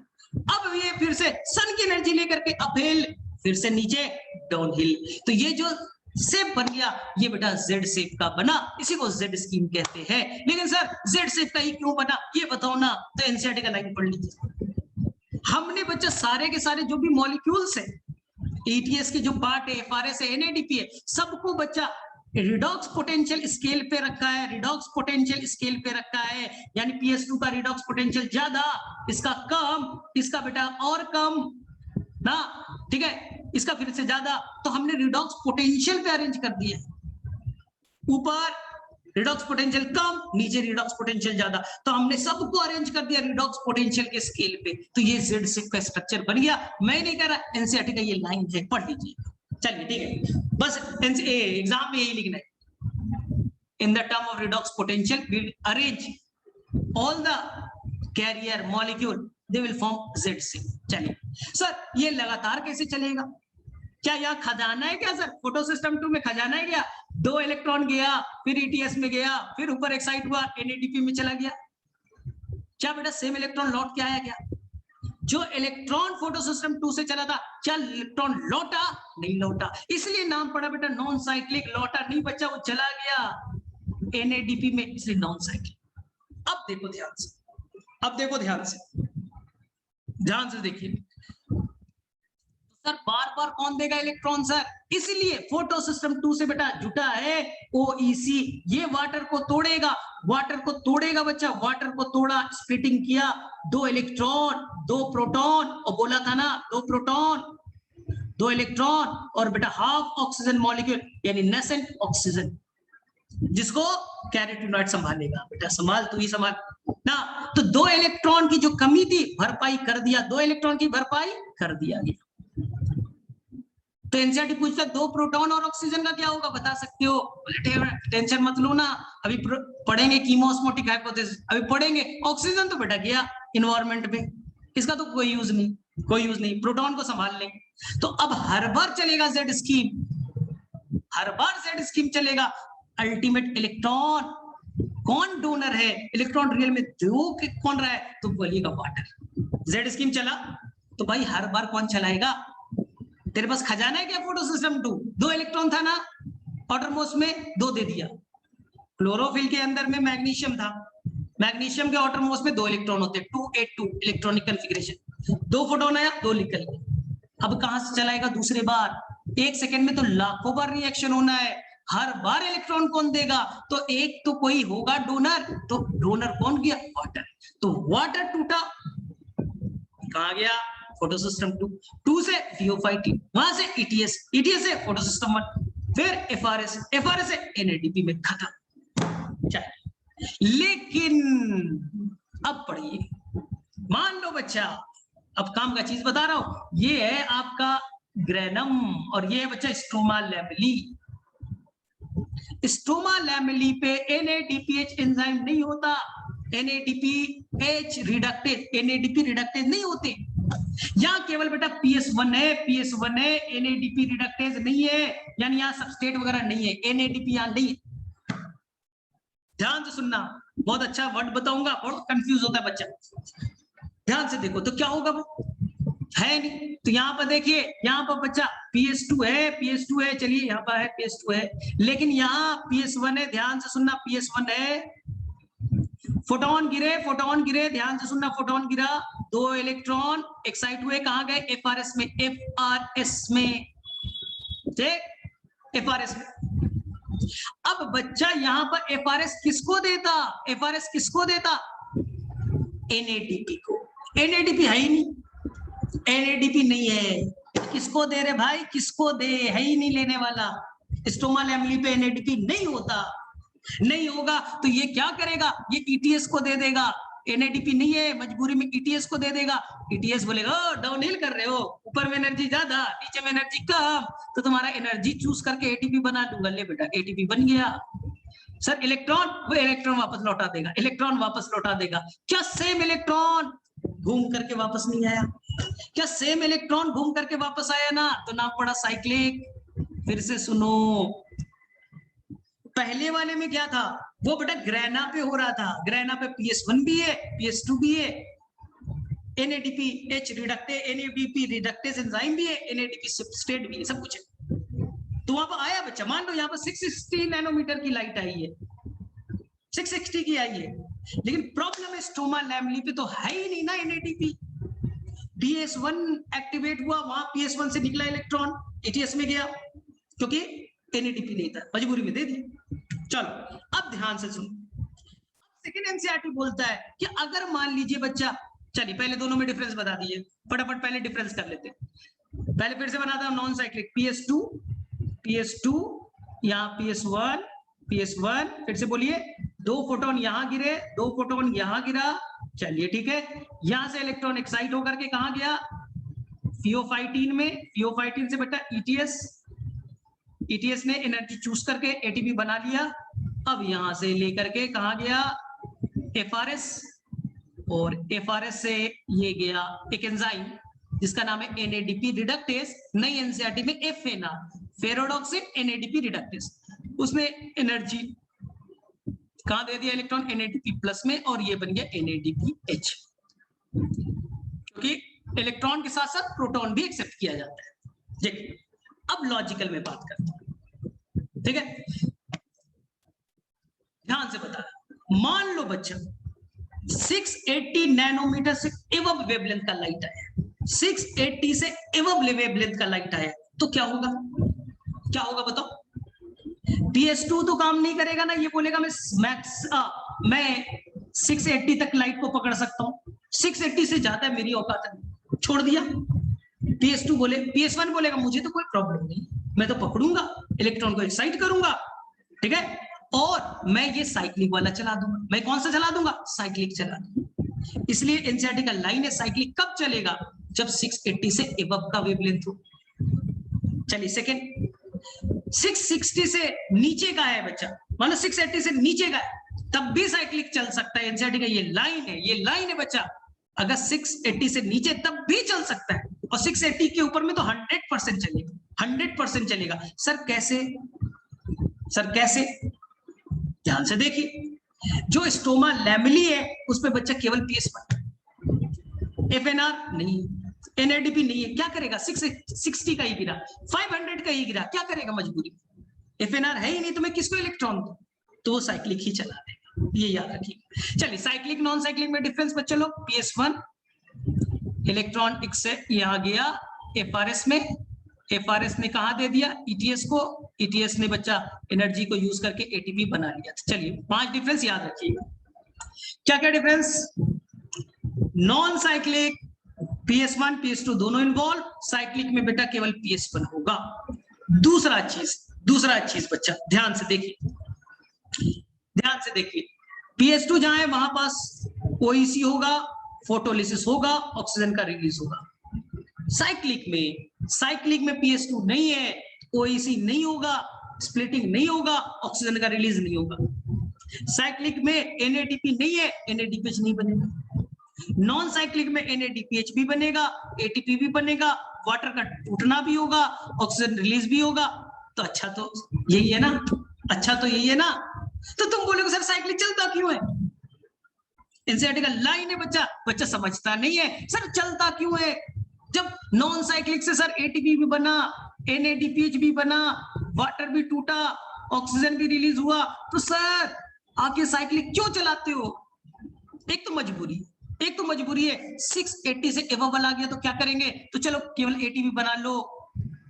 दूसरा बेटा मेन कहानी बताओ, एनसीईआरटी का मेन कहानी बताऊं मैं, जब आप डार्क रिएक्शन पढ़ते हो तो बच्चा आपको 6CO2 को जब ग्लूकोज में कन्वर्ट करना होता है, ध्यान से सुनना, जब 6CO2 को ग्लूकोज में कन्वर्ट करना होता है तो आपको चाहिए होता है 18 ATP और बेटा 12 NADPH। याद आ रहा है आपको,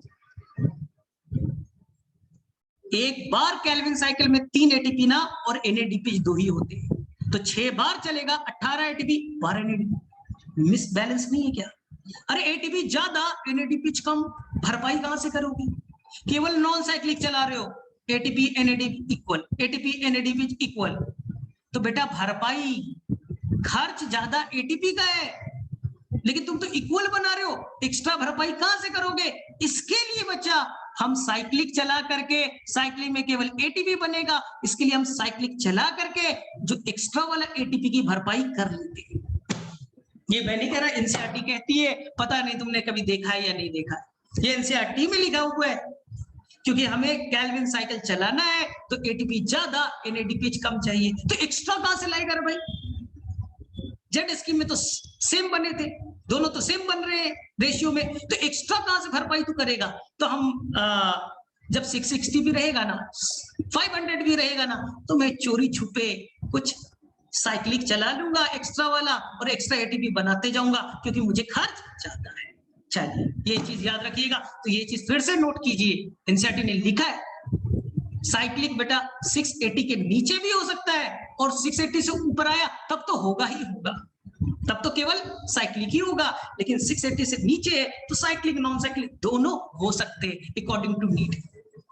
चलिए अब बच्चा कहां पर थोड़ा सा फंसता है, थोड़ा सा लंबा हो गया लेकिन मजेदार है, मतलब समझ में आ जाएगा यार, कॉन्सेप्ट बिल्डअप हो जाएगा। ठीक है, फिर आप कीमोऑस्मोटिक हाइपोथेसिस, कैसे एटीपी बनेगा? फटाफट फटाफट। ये बच्चा ये आपका थैलेपॉइड मेम्ब्रेन है, ध्यान से सुनना, क्वेश्चन जो आएगा वही बताऊंगा। ये PS2 है, ये बच्चा एनसीईआरटी का फिगर है PS2, ध्यान से सुनना, एनसीईआरटी का लाइन बच्चा फिजिकली अटैच, जो ओईसी है वाटर स्प्लिटिंग सब्सटेंस बेटा physically they will attach at the lower side, membrane के बेटा लोअर साइड पे यहाँ पर ओईसी अटैच है, वो ल्यूमेन में नहीं है, ये एनसीईआरटी है। और बेटा ये क्वेश्चन नेट में पूछा गया था, ये ल्यूमेन में नहीं है, ये बच्चा मेम्ब्रेन पे लोअर मेम्ब्रेन पे अटैच है। और जो एफएनआर है बच्चा वो आउटर मेम्ब्रेन पे अटैच है, ये भी क्वेश्चन आ चुका है, ये भी क्वेश्चन आ चुका है। उल्टा याद रखिए, उल्टा बेटा याद रखिए, जो ओईसी है PS2 के बेटा नीचे मेम्ब्रेन से जुड़ा है, physically attach to the lower side of the membrane, not the lumen.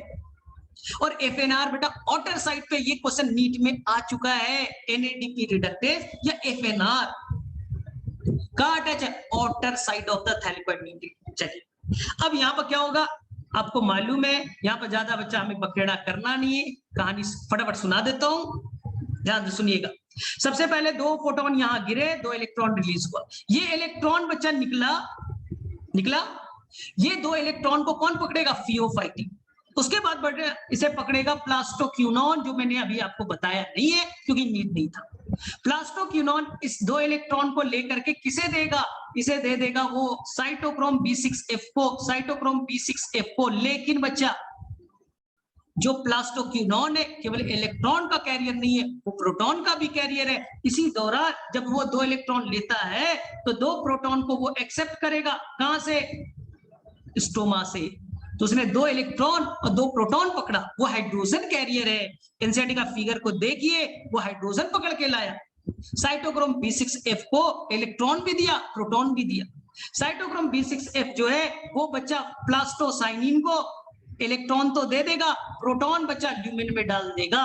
NCERT का लाइन है, जो सन से एनर्जी रिलीज हुआ, इसी एनर्जी को यूज करके जो ईटीएस ने बच्चा, ये ईटीएस है, प्लास्टोक्यूनॉन, साइटोक्रोम B6F, प्लास्टोसाइनिन, इसी को एनसीईआरटी ईटीएस मानती है।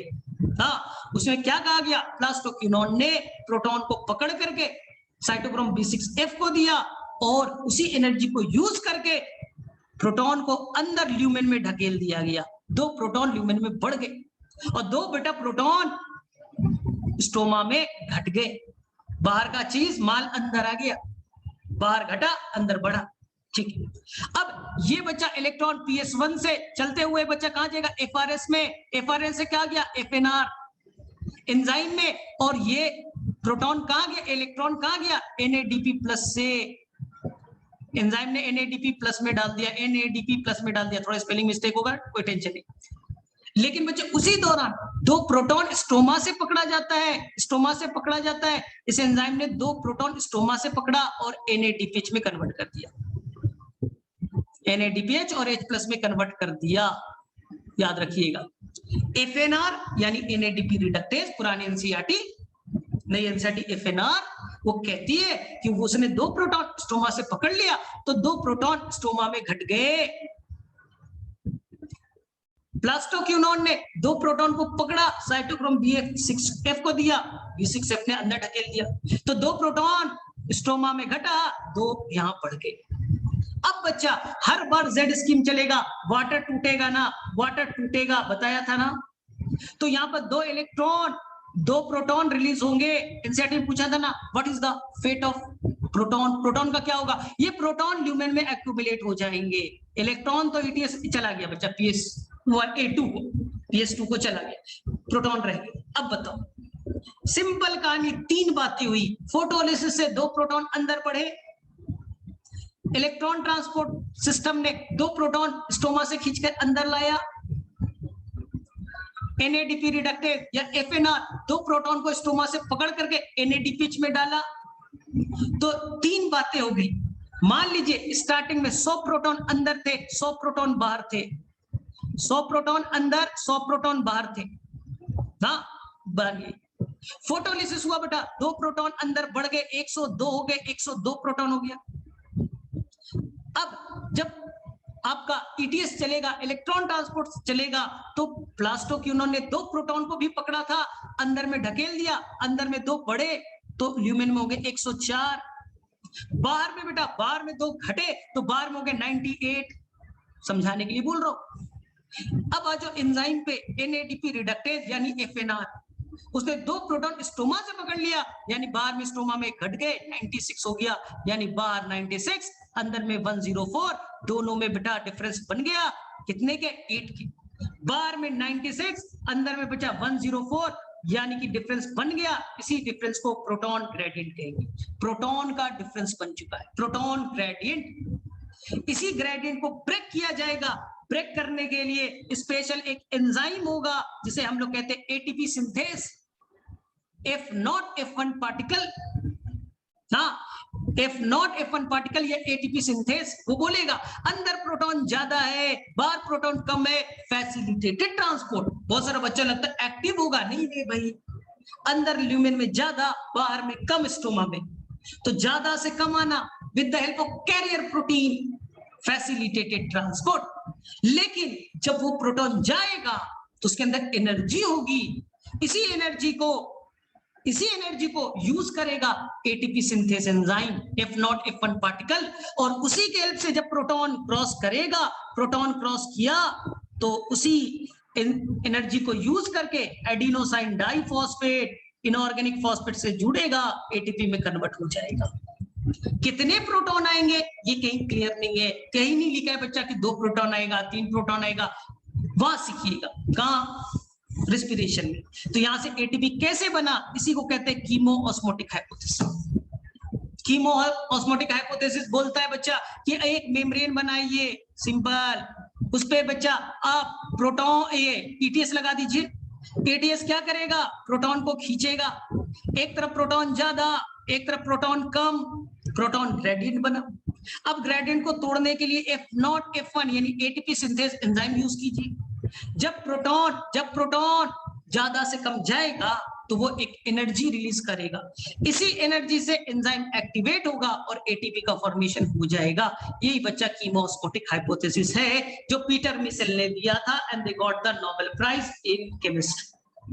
They got the Nobel Prize in Chemistry। ये समझ में आना चाहिए, मैंने एक एक चीज क्लियर कर दिया है। अब भी अगर गड़बड़ करते हो तो बहुत दिक्कत वाली बात है, बहुत दिक्कत वाली बात है, ठीक है, इसे गड़बड़ नहीं कीजिएगा। चलो अब हम लोग डार्क रिएक्शन में, थोड़ा सा टाइम हो रहा है लेकिन कॉन्सेप्ट बिल्डअप हो जाएगा तुम्हारा। डार्क रिएक्शन में, तो डार्क रिएक्शन के लिए नीड क्या है, CO2 को ग्लूकोज में कन्वर्ट होना है, हमें क्या क्या चाहिए, सबसे पहले हमें चाहिए सबस्ट्रेट जिसका नाम है RUDP। कितने कार्बन का है पूछा जाएगा बच्चा, 5 कार्बन का। एंजाइम का नाम आप लोगों को याद ही है, रुबिस्को। ताकत बेटा, ताकत चाहिए, ताकत कौन है, एसिमिलेटरी पावर, ATP NADPH। खत्म बच्चा, खत्म, ये रिक्वायरमेंट होगी, ठीक है। ये कैसे साइकिल चलेगा, इंपॉर्टेंट चीज बता देता हूं। इसे सबसे पहले बार कैल्विन ने देखा था, तो इसलिए इसे कैल्विन पाथवे भी कहेंगे। फर्स्ट स्टेबल प्रोडक्ट 3 कार्बन का बनेगा, इसलिए इसे C3 साइकिल कहेंगे। पार्ट 3 पार्ट में होगा। पहला पार्ट बेटा कार्बोक्सिलेशन, ध्यान से सुनना, एनसीईआरटी में बहुत कंफ्यूजन है। एक नया चीज बताऊंगा जो पहली बार तुम्हें समझ में आएगा, कार्बोक्सिलेशन। दूसरा होगा रिडक्शन, और तीसरा होगा रीजनरेशन। एनसीईआरटी में यही 3 स्टेप गिवन है, ठीक है। एनसीईआरटी का लाइन है, मोस्ट क्रूशियल स्टेप कौन सा होगा? पढ़िएगा एनसीईआरटी, मोस्ट क्रूशियल स्टेप अगर पूछा जाए तो कार्बोक्सिलेशन फर्स्ट स्टेप। लेकिन रीजनरेशन पढ़िएगा बच्चा, वहां भी लिखा है it is a crucial step. एक में लिखा है मोस्ट क्रूशियल, एक में लिखा है क्रूशियल। सर क्या चक्कर है? ध्यान से सुनिएगा, रीजनरेशन में क्रूशियल वर्ड क्यों यूज किया गया है, वो वर्ड को समझना, वर्ड को समझना। 90% बच्चा कार्बोक्सिलेशन उसका आंसर करके आएगा। एनसीईआरटी का लाइन है टू रन द, इस साइकिल को लगातार चलने के लिए, इस साइकिल को लगातार चलना है तो लगातार बच्चा हमें रीजनरेट करके आरयूबीपी बनाना पड़ेगा। इसलिए ये बेटा क्रूशियल स्टेप है। अगर ये रीजनरेशन रुक जाए, आरयूबीपी लगातार ना बने, साइकिल ऑटोमेटिकली रुक जाएगा। तो अगर रीजनरेशन के टर्म में पूछे साइकिल को चलने के लिए क्रूशियल कौन है ना, वापस से स्टार्ट करने के लिए कौन है, तो बेटा बहुत ध्यान से इस क्वेश्चन को पढ़ना है। एनसीईआरटी को बहुत आज जाके चेक कीजिएगा, यहाँ लिखा है मोस्ट क्रूशियल और यहाँ लिखा है बेटा क्रूशियल। इतनी छोटे छोटे पॉइंट्स है जो बच्चा पढ़ता नहीं है, उसे लगता है हमें आता है फोटोसिंथेसिस। बहुत छोटे छोटे पॉइंट्स होते हैं जहां पर गड़बड़ करने के भरपूर चांस। चलिए, अब एक साइकिल में 3 स्टेप कौन कौन है? Carboxylation, reduction, regeneration. एक CO2 जाएगा, एक CO2 जाएगा, 1/6 ग्लूकोज बनेंगे, 1/6 ग्लूकोज बनेगा। उसके लिए बच्चा हमें 3 ATP खर्च करना पड़ेगा और 2 NADPH खर्च करना पड़ेगा। ये सबको मालूम है। हमें 1 ग्लूकोज बनाना है तो हमें कितना साइकिल चलाना पड़ेगा? 6 साइकिल चलाएंगे तो 18 ATP और 12 NADPH, 12 NADPH। ठीक है। फर्स्ट स्टेबल प्रोडक्ट पूछा जाएगा, याद है बच्चा, फॉस्फोग्लिसरिक एसिड। कितने कार्बन के? 3 कार्बन के। स्टार्टिंग में साइंटिस्ट को लगता था कि फर्स्ट स्टेबल प्रोडक्ट 3 कार्बन का है तो सबस्ट्रेट तो 2 कार्बन का होगा, 2 कार्बन का सबस्ट्रेट होगा और 1 कार्बन CO2 का होगा। दोनों जुड़ करके first stable product PGA 3 carbon वाले बना देंगे। साइंटिस्ट ढूंढते रह गए कि 2 कार्बन का सबस्ट्रेट कौन है, कौन है, मिला ही नहीं कभी, क्योंकि वो 2 कार्बन का सबस्ट्रेट एक्चुअली में नहीं था, वो 5 कार्बन का था बच्चा, जिसका नाम था RUBP, जिसका नाम था RUBP। 5 कार्बन के सबस्ट्रेट थी। तो सर 3 कैसे बन गए? ये कहानी आपको अच्छे से आती है। 5 कार्बन है ये RUBP, 1 कार्बन CO2 का जुड़ा कार्बोक्सिलेशन। 6 कार्बन का जो प्रोडक्ट बना वो अनस्टेबल था, बीच से टूट गया, बीच से टूट गया तो वो 3-3 कार्बन के तो छोटे प्रोडक्ट में बन गए। तो फर्स्ट जो स्टेबल प्रोडक्ट 6 कार्बन का नहीं बना ना, वो 3 कार्बन के बने। साइंटिस्ट को लगता था अरे स्टेबल तो 3 कार्बन का है, 1 कार्बन CO2 से आया तो 2 कार्बन वाला सबस्ट्रेट होगा। कई साल रिसर्च हुआ, लेकिन बाद में केल्विन ने बताया तुम लोग गलत सोचते हो, मैं ऑटो रेडियोग्राफी मेथड यूज करूंगा। कार्बन 14 को रेडियो एक्टिव करके उन्होंने बताया कि नहीं, 5 कार्बन का था, 1 CO2, 6 हो गए। 6 कार्बन अनस्टेबल था, 2 पार्ट्स में टूट गए। तो हमें 3 कार्बन का मिल रहा है, हमें लगा 2 कार्बन का सबसे, लेकिन वो 5 कार्बन का था क्योंकि वो स्प्लिट कर चुका है। चलिए, तो यहां तक याद रखिएगा। तो ये था बच्चा आपका C3 साइकिल। कहां चलता था? मेसोफिल सेल में। ये सब आपको आता है। प्रॉब्लम बहुत अच्छे से समझिएगा। ये बच्चा क्रूशियल पॉइंट है, मैं मानता हूं इस चैप्टर का सबसे क्रूशियल पॉइंट है। ध्यान से देखिए, मैं भी सैचुरेट हो रहा हूं, अच्छे से समझना। ये बच्चा रुबिस्को है, ये बच्चा रुबिस्को है और सबस्ट्रेट है बच्चा RUBP। इस RUBP में जो कि बच्चा 5 कार्बन का है, उससे जुटना कौन चाहता है? CO2। ध्यान से बच्चा, एक एक लाइन इंपॉर्टेंट है। रुबिस्को की एफिनिटी बेटा CO2 से ही ज्यादा है, वो चाहता है CO2 से ही जुड़े।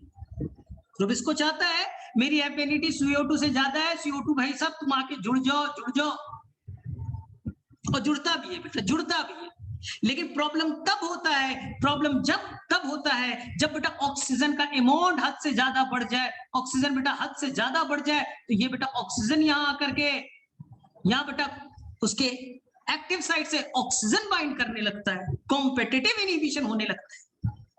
रुबिस्को चाहता है कि मैं CO2 से ही जोड़ूं, मेरी एफिनिटी CO2 से ही है, लेकिन मजबूरी में मुझे O2 से बाइंड करना पड़ गया ना, मजबूरी में बेटा मुझे बाइंड करना पड़ा। सर ऐसा कौन सा मजबूरी था कि आपको O2 से बाइंड करना पड़ा?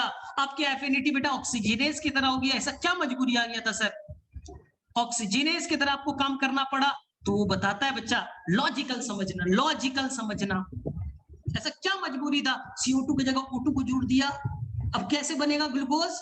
ग्लूकोज अब नहीं बनेगा, नहीं बेटा, ऊपर से बना हुआ जो ग्लूकोज है CO2 के फॉर्म में टूट जाएगा, कोई ATP नहीं बनेगा, एक वेस्टफुल प्रोसेस लीड करेगा बेटा फोटो रेस्पिरेशन। लेकिन मजबूरी में हो रहा है ना, वो तो चाहता था CO2 से बाइंड करना, लेकिन मजबूरी आ गया, O2 जबरदस्ती बाइंड कर गया, फोटो रेस्पिरेशन स्टार्ट कर दिया। इससे कोई ग्लूकोज नहीं बनेगा, एनसीईआरटी का लाइन पढ़िए, इससे कोई ATP नहीं बनेगा, उल्टा बेटा बना हुआ शुगर खत्म हो जाएंगे, लॉस हो जाएगा, उल्टा बेटा बना हुआ ATP का लॉस हो जाएगा। तो बेटा बड़ा खतरनाक है ना। तो सर मजबूरी कैसे? देखिए लॉजिकल बता रहा हूं। अगर बच्चा गर्मी का दिन है, जून का टाइम है और दिन के बेटा 12 बज रहे हैं, जून का टाइम है, दिन के 12 बज रहे हैं, लाइट की इंटेंसिटी ज्यादा है, आप घर के अंदर भाग जाते हो, AC ऑन करके सो जाते हो। प्लांट क्या करे? प्लांट क्या करे गर्मियों में, जून का टाइम में क्या करेगा वो? तो प्लांट बोलेगा कि ट्रांसपिरेशन ज्यादा हो रहा है क्योंकि लाइट की इंटेंसिटी ज्यादा है, टेम्परेचर बढ़ गया है, वेपोराइजेशन ज्यादा हो रहा है, इंटेंसिटी ज्यादा फोटोन गिरेगा तो टेम्परेचर ज्यादा बढ़ जाएगा, ट्रांसपिरेशन ज्यादा होगा। तो क्या किया गया? स्टोमाटा को बंद कर दिया गया बच्चा, स्टोमाटा बंद कि पानी का लॉस कम हो। अगर स्टोमाटा बंद हो गया बच्चा तो अंदर में CO2 नहीं जा पाएगा, बाहर से CO2 नहीं जा पाएगा, स्टोमाटा बंद है। लेकिन इंटेंसिटी बेटा ज्यादा है, इंटेंसिटी ज्यादा है, ये क्या करता है? लाइट ज्यादा आएगा तो फोटोलिसिस ज्यादा होगा, वाटर ज्यादा टूटेंगे और ऑक्सीजन ज्यादा रिलीज हो रहा है। लॉजिकल सोचो, अरे सनलाइट थोड़ी है स्टोमाटा से आता है, वो तो डायरेक्टली आता है, डायरेक्टली पेनिट्रेट करेगा, डायरेक्टली एंटर करेगा। तो इंटेंसिटी पहले बेटा 5 फोटोन आ रही थी, अब 50 आ रही, 50 फोटोन आया, इंटेंसिटी ज्यादा तो फोटोलिसिस ज्यादा, फोटोलिसिस ज्यादा तो ऑक्सीजन भी ज्यादा रिलीज होगा। स्टोमाटा तो बंद है ना, स्टोमाटा तो बंद है ना, वो जा नहीं पा रहा है, अंदर में CO2 आ नहीं रहा है, तो स्टोमा में बच्चा O2 जमा होते गया, स्टोमा में O2 जमा होते जा रहे हैं, CO2 आ नहीं रहा है। रूबिस को बच्चा मजबूरी में फंस गया, मजबूरी में फंस गया, O2 बेटा बोल रहा है मैं बाइंड करूंगा, एफिनिटी नहीं है, तो क्या हुआ?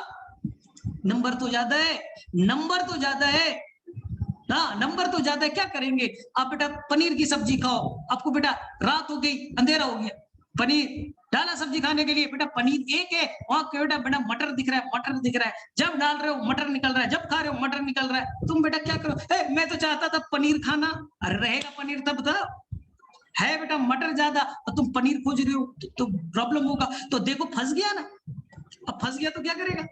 तो बोलेगा अब मजबूरी है। तो देखो ध्यान से सुनना, यानी कि अगर इंटेंसिटी ज्यादा, हाईलाइट इंटेंसिटी, इंटेंसिटी समझ में आया ना?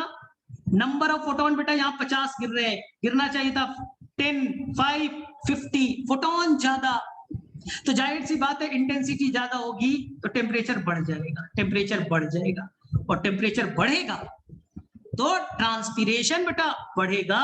स्टोमाटा बंद करो, स्टोमाटा बंद करोगे तो CO2 का अमाउंट कंसंट्रेशन अंदर घटेगा, O2 का कंसंट्रेशन बेटा बढ़ेगा। क्यों? और एक लॉ है बेटा, केमिस्ट्री में पढ़ लीजिएगा, शायद आपके केमिस्ट्री के टीचर से पूछिएगा, मुझे ज्यादा नहीं आता, हेनरी लॉ शायद कहते इसे, जब मैं पढ़ता था हेनरी लॉ ही था, अब पता नहीं लॉ चेंज हो गया क्या। हाई टेम्परेचर पे O2 बेटा, O2 का डिसोल्यूशन, O2 की सॉल्युबिलिटी बढ़ेगी, CO2 की घटेगी। हाई टेम्परेचर पे CO2 का डिसोल्यूशन, सॉल्युबिलिटी घटेगा और O2 का बढ़ेगा। इसलिए बच्चा रुबिस्को के पास O2 ज्यादा हो गया, मजबूरी है, फोटो रेस्पिरेशन करेंगे। तो फोटो रेस्पिरेशन के लिए 4 फैक्टर याद हो गए, हाई लाइट इंटेंसिटी, लॉजिकल चला, इंटेंसिटी ज्यादा तो प्लांट के ऊपर में गर्मी बढ़ेगी, टेम्परेचर ज्यादा, टेम्परेचर ज्यादा तो स्टोमाटा बंद हो जाएगा, तो अंदर CO2 नहीं जाएंगे, CO2 का कंसंट्रेशन कम, और चौथा O2 का कंसंट्रेशन ज्यादा। यही 4 फैक्टर है फोटो रेस्पिरेशन के। मजबूरी में बाइंड कर गया, तुम नहीं चाहते थे बच्चा बाइंड करना, लेकिन मजबूरी है, मजबूरी में बाइंड करना पड़ेगा, क्या कर सकते हो? आ गया समझ में? यानी कि सर मजबूरी है तो बच नहीं सकते क्या? तुम्हारे हाथ में नहीं है, बचने के लिए बच्चा नेचर है, नेचर ने नेचुरल सिलेक्शन दिया, नेचर पे छोड़ो ना। अगर कुछ गलत चीजें हो रही है, सर फोटो रेस्पिरेशन से क्या नुकसान, एनसीईआरटी पढ़िए, क्या नुकसान? फोटो रेस्पिरेशन में फिर से बोल देता हूं, रुबिस्को बच्चा आरयूबीपी है सबस्ट्रेट, किससे बाइंड करना चाहता था? CO2 से। नहीं आया, O2 है बच्चा। अरे O2 से बाइंड करोगे तो क्या ग्लूकोज बनेगा? अरे CO2 था तब तो ग्लूकोज बनता। O2 है, क्या उसमें कार्बन है? नहीं। क्या ग्लूकोज बना? एनसीआरटी लाइन है, नो शुगर फॉर्मेशन। जो बेटा बना बनाया हुआ था वो भी उड़ा देगा, बना बनाया हुआ वो भी उड़ा दिया। सर और भी नुकसान है? हाँ बेटा, एटीपी था वो भी उड़ा दिया। सर बहुत बकवास प्रोसेस है, मैं भी तो बोल रहा हूँ बहुत बकवास प्रोसेस है, फायदा वायदा कुछ नहीं। एनसीईआरटी का लाइन लिखा है तो सर होता क्यों है नेचुरल सिलेक्शन में? अगर नुकसान है सर करोड़ों साल हो गए, क्यों नुकसान वाला प्रोसेस कर रहा है अभी तक प्लांट? Still unknown mechanism. इसका कुछ बेनिफिट होगा हमें नहीं मालूम, साइंटिस्ट को अभी तक नहीं मालूम, शायद होगा, ग्रेजुएशन में पढ़िएगा, लेकिन एनसीईआरटी का लाइन है होता होगा कुछ फायदा, तभी तो हो रहा है, तभी तो हो रहा है भाई। चलो ठीक है, अब चलिए ऐसे करें तो सर प्लांट बचेगा नहीं सर, मर जाएगा। हाँ, ग्लूकोज नहीं बना रहा, समझो समझो 3 घंटे के लिए अगर ऐसा हो गया, हाई लेटेंट डेंसिटी, टेम्परेचर ज्यादा, स्टोमाटा बंद, तो CO2 आएगा नहीं सर। तो 3 घंटे के लिए सर, हाँ 3 घंटे के लिए फोटो रेस्पिरेशन हो रहा है, प्लांट का बैंड बचेगा, प्लांट सूखने लगेगा। तो सर प्लांट में फिर क्या करे सर?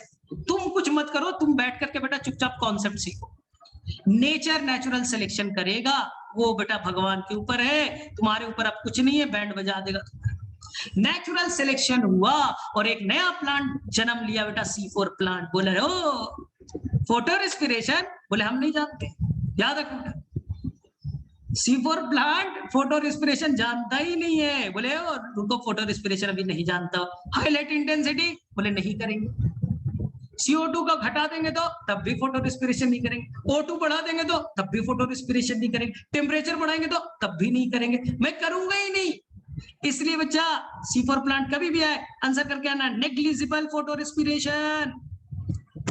नेचर ने बनाया, हमने नहीं बनाया, अपने आप बना। हमने कोई जेनेटिक इंजीनियरिंग नहीं किया, कोई जीन वीन नहीं डाल दिया। साइंटिस्ट सोच रहा है कि C3 प्लांट में डाल के देखा जाए, कोई सक्सेसफुल अभी मिला नहीं है। समझो ये बेटा C3 प्लांट, तुम्हारा पूरा कॉन्सेप्ट आज क्लियर हो ही जाएगा। C3 और ये बेटा C4, बहुत अच्छे समझा रहा हूं।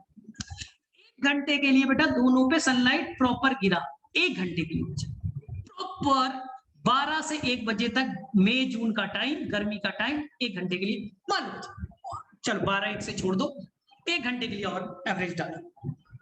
ध्यान से सुनो, मान लो बच्चा C3 प्लांट ने 100 ग्लूकोज बनाया, मान लो बच्चा 100 ग्लूकोज बनाया। C4 डबल रेट बेटा, एनसीईआरटी में ट्रांसपोर्ट में लिखा है ट्वाइस रेट से, दोगुने रेट से फोटोसिंथेसिस करेगा, 200 ग्लूकोज बनाएगा। सर कैसे बताओ? सेकंड चीज, गर्मी दे दिया बेटा, मान लो कि 5 मिनट के लिए मैंने हाई इंटेंसिटी दे दी कि ट्रांसपिरेशन कर ले, हाईलाइट इंटेंसिटी दे दिया, गर्मी बढ़ा दिया, स्टोमाटा बंद हो गया, CO2 नहीं जाएगा, फोटो रेस्पिरेशन कर लेगा। तो मान लो बच्चा उसमें से 10 ग्लूकोज, बोला था ना बना बनाया उड़ा देगा बच्चा, शराबी है, शराबी आदमी है, 100 रुपया कमाया, 10 रुपया उड़ा दिया फोटो रेस्पिरेशन में। 90 glucose net productivity, 90 glucose net productivity. C4 को भी मैंने डाला हाईलाइट इंटेंसिटी ना, इसको कोई फर्क नहीं हुआ बेटा, ये शराबी आदमी नहीं है, लड्डू, कोई वेस्ट नहीं हुआ।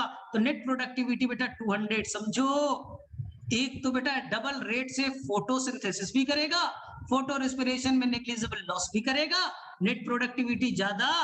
अब मान लो सनलाइट गिरा, स्टोमाटा खुला, स्टोमाटा जब खुलता है, CO2 को जब पकड़ा जाता है, तुम्हें लग रहा है कि स्टोमाटा खुलता है तो CO2 अंदर आएगा, एक नुकसान है, अंदर से बच्चा पानी बाहर निकल जाएगा, बाहर, अंदर में पानी ज्यादा, सनलाइट आया, वेपर के फॉर्म में कन्वर्ट होकर बाहर कहा जाता है। एक CO2 को पकड़ने के लिए बच्चा लोग लगभग 600 वाटर मॉलिक्यूल खर्च हो जाता है। एक CO2 अंदर है, 600 बाहर निकला पानी। C4 बोलता है ट्वाइस नहीं, हाफ रेट से बच्चा ट्रांसपिरेशन होगा, एक CO2 को पकड़ने के लिए 300 वाटर का लॉस होगा। तो देखो ना C4 कितना बेस्ट है। मैं नहीं कह रहा, ट्रांसपोर्ट इन प्लांट में लिखा है, जहां फोटोसिंथेसिस और ट्रांसपिरेशन में एक कंपैरिजन करके दिया है, कंप्रोमाइज करके एक वर्ड यूज किया है, लिखा है बच्चा ट्वाइस रेट से फोटोसिंथेसिस करेगा C4, हाफ रेट से ट्रांसपिरेशन से लॉस करेगा और आपका जो फोटो रेस्पिरेशन लड्डू करेगा। इसलिए आपको एक बच्चा C3 C4 में डिफरेंस दे रखा है एनसीईआरटी में, गड़बड़ नहीं कीजिएगा। बोलेगा बच्चा ये बताइए CO2 का कंसंट्रेशन बहुत कम हो गया तो क्या कौन करेगा फोटो रेस्पिरेशन? बोलेगा ये C4 नेग्लिजिबल, कुछ भी होगा बेटा क्वेश्चन में, नेग्लिजिबल नेग्लिजिबल। C4 तो कभी करता ही नहीं, C4 तो करता ही नहीं, हटाओ पहले ही भर दिया। CO2 बोले O2 बोले कोई बोले बेटा कोई फर्क नहीं पड़ता, C4 बोलेगा मैं करूंगा ही नहीं। कितना अच्छा है आदमी ना। C3 ध्यान से सुनना, ध्यान से सुनना। अगर बेटा हमने लाइट की इंटेंसिटी को बढ़ाई, स्टोमाटा बंद हो जाएगा टेम्परेचर, तो यहां पास फोटो रेस्पिरेशन होगा, high rate of photo respiration होगा। चलिए अगर हमने यहाँ पर CO2 का कंसंट्रेशन को घटा दिया, सोचो अगर CO2 कम, वही चीज स्टोमाटा बंद है, अंदर CO2 कम है यानी O2 ज्यादा है, तो जाहिर सी बात है फोटो रेस्पिरेशन होगा हाई रेट से। एक बहुत अच्छा सा क्वेश्चन पूछ रहा हूं, बहुत अच्छा सा क्वेश्चन पूछ रहा हूं। अगर CO2 का कंसंट्रेशन बेटा ज्यादा है तो फोटो रेस्पिरेशन कौन करेगा? बहुत अच्छा बेटा, मेरे तरफ से गेस क्वेश्चन है VVI, मेरे तरफ से तो गेस क्वेश्चन है VVI। अगर CO2 ज्यादा है तो C3 करेगा, C4 तो करता ही। C3 बोलेगा अरे CO2 ज्यादा है ये है तो इसको वो प्रॉब्लम क्या है? अगर CO2 ऑलरेडी ज्यादा है तो प्रॉब्लम क्या है? प्रॉब्लम क्या है? तो बेटा कर लेगा ना, तो बोलेगा प्रॉब्लम कुछ नहीं, मैं फोटो रेस्पिरेशन नेग्लिजिबल करूंगा। यहाँ पर बच्चा थोड़ा गड़बड़ कर जाता है, यहाँ पर बच्चा लोग थोड़ा गड़बड़ कर जाता है, इससे बचना है।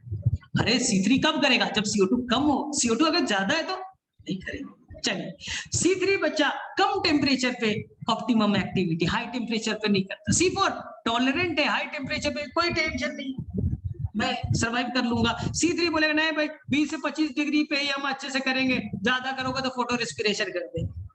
ठीक है, C4 बोलेगा 30 to 40 करेंगे, आराम से करेंगे, कोई टेंशन नहीं, कोई टेंशन नहीं। ठीक है, तो ये चीज याद रखिएगा ना, कोई गड़बड़ नहीं करना है। ठीक है, चलो अब यहाँ पास एक इंपॉर्टेंट चीज जो मेरे से नहीं पढ़ो तो बेटर है, बस बता देता हूँ। एनसीईआरटी का लाइन बेटा 10 प्लांट कंटेंट पेपकेस, क्या पेप्को एंजाइम रखता है? C3 C4 तो रखता है बच्चा, C4 तो रखता है, आपको तो मालूम है डुअल एंजाइम होते हैं वहां पास। C3 आंसर बोलेगा नो, लेकिन बच्चा C3 भी रखता है। जब बच्चा उसका गार्ड सेल होता है, हाँ मीजोफिल सेल में नहीं रखता, वहां बच्चा जो गार्ड सेल होते हैं स्टोमाटा के खोलने बंद होने के लिए, वहां पेप्केज होता है, वहां बच्चा पेप्केज होता है, मीजोफिल सेल में तो नहीं होता। पूछा कि हाँ C3 रखता है तो बोल दीजिएगा यस रखता है, वहां पास होते हैं बच्चा। C4 में तो होता ही होता है, C3 में भी होता है, मीजोफिल सेल में नहीं, कहाँ गार्ड सेल में होता है, तो दोनों में पेप्केज पाया जाएगा। ये थोड़ा लॉजिकल क्वेश्चन बनता है। चलिए C4 पे बातें कर ले। तो C4 ने अपने आप को कैसे बचा लिया? फोटो रेस्पिरेशन क्यों नहीं किया? रीजन सोचो, लॉजिकल लास्ट पार्ट है, फिर कंप्लीट कर दूंगा। यहाँ रुबिस्को था, यहाँ रुबिस्को था, रुबिस्को में क्या प्रॉब्लम था? यहाँ RUBP और यहाँ बच्चा CO2 और यहाँ बेटा O2 बढ़ गया, O2 बेटा बाइंड कर जाता था। C4 ने बोला ओ देखो फोटो रेस्पिरेशन के कौन कौन से रीजन है? High light intensity, high temperature, CO2 का अमाउंट कम होना, O2 का अमाउंट बढ़ना, ये चार है ना। इंटेंसिटी को प्लांट कम नहीं कर सकते, ऐसा थोड़ी ना मई जून का टाइम है मैं AC लगा दूंगा, ले बेटा टेम्परेचर ही नहीं बढ़ेगा, इंटेंसिटी नहीं बढ़ेगा, तो बच गया। टेम्परेचर को मेरे कंट्रोल नहीं कर सकता। C4 ने बोला कि मैं एक ही तरीका है, मैं O2 को कंट्रोल करता हूं, मैं O2 को रुबिस्को के पास आने से रोक दूंगा। लॉजिकल बच्चा, अगर रुबिस्को के पास O2 ना आए, O2 के ना आए तो ऑक्सीजनेस की तरह काम नहीं करेगा, फोटो रेस्पिरेशन नहीं करेगा। यानी किसी तरह से तुम इसको बेटा भगा दो, O2 को भगा दो और किसी तरह से बेटा CO2 बढ़ा दो। सर CO2 बढ़ा दो तो मजा आ जाएगा, मजा आ जाएगा सर, और फोटोसिंथेसिस बढ़ा देंगे, यही करते हैं। C4 के बाद दो तरीके, एक बेटा CO2 पहले के कंपैरिजन में बढ़ा देगा, पहले 100 थे तो इसके पास एक मैकेनिज्म है 100 से 200 कर लेगा, CO2 का अमाउंट बढ़ा देगा और फोटोसिंथेसिस करेगा तेजी से। और O2 को भगा देगा। बे भाग O2। तो सर O2 को कैसे भगाएगा? सर O2 कैसे भागेगा सर? यानी कि हाँ, इसके अंदर कुछ नया चक्कर हो गया। ये ध्यान से सुनना, आप देखो मजेदार है।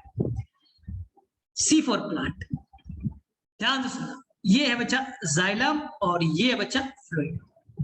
सी फॉर प्लांट, उसकी लीफ का स्ट्रक्चर बनाना। ये है वैस्कुलर बंडल को कवर करने वाला bundle sheath. Bundle sheath, cell का नाम bundle sheath cell BSC। Cell का नाम bundle sheath cell BSC। Size में बड़े, इसके अंदर क्लोरोप्लास्ट होगा, साइज में बड़े होंगे, साइज में बड़े होंगे, नंबर में ज्यादा होगा, साइज में बड़े होंगे।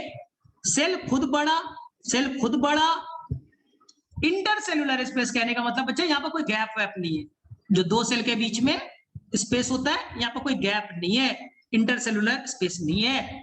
अंदर में जो क्लोरोप्लास्ट है वो बड़े साइज के हैं, नंबर में ज्यादा है, लेकिन ग्रेना नहीं है। ग्रेना नहीं है, केवल स्टोमा है। ग्रेना नहीं है, केवल स्टोमा है, याद रखिएगा। ठीक है सर, ग्रेना नहीं है तो सर ग्रेना नहीं है तो लाइट रिएक्शन नहीं चलेगा क्या? नहीं चलेगा सर। लाइट रिएक्शन नहीं चलेगा तो सर फोटोलिसिस नहीं होगा क्या? नहीं होगा। फोटोलिसिस नहीं होगा सर ऑक्सीजन रिलीज नहीं होगा क्या? नहीं होगा। अरे ऑक्सीजन रिलीज नहीं हुआ तो सर फिर फोटो रेस्पिरेशन भी नहीं होगा। अरे लॉजिकल टाइम नहीं सोचा। अगर इसके अंदर मैंने ग्रेना को हटाया, ग्रेना नहीं है केवल स्टोमा है, ग्रेना नहीं है यानी लाइट रिएक्शन नहीं चलेगा। लाइट रिएक्शन नहीं चलेगा यानी PS1 PS2 सब कुछ नहीं है। लाइट रिएक्शन नहीं चलेगा तो फोटोलिसिस भी नहीं होगा।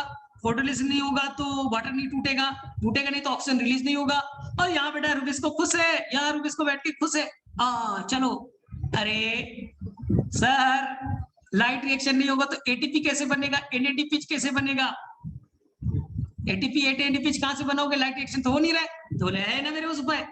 हमने इसलिए रखा है मीजोफिल सेल को, हमने छोटू छोटू ये मीजोफिल सेल बनाया। देखो साइज में दिख गया, ये साइज में छोटे, साइज में छोटे, साइज में छोटे, और इसके अंदर भी क्लोरोप्लास्ट, ये मीजोफिल सेल MS, ये मीजोफिल सेल और ये BSC bundle cell. Concept pick करना। मीजोफिल सेल के अंदर में क्लोरोप्लास्ट होगा, क्लोरोप्लास्ट होगा, ग्रेना भी होगा, लाइट रिएक्शन भी चलेगा, जेड स्कीन भी चलेगा, सब कुछ चलेगा। वाटर टूटेगा भी, ऑक्सीजन रिलीज भी होगा, ATP बनेगा, NADP भी बनेगा। लेकिन मीजोफिल सेल के अंदर में जो क्लोरोप्लास्ट है वहां बच्चा रुबिस्को है ही नहीं, वहां रुबिस्को है ही नहीं।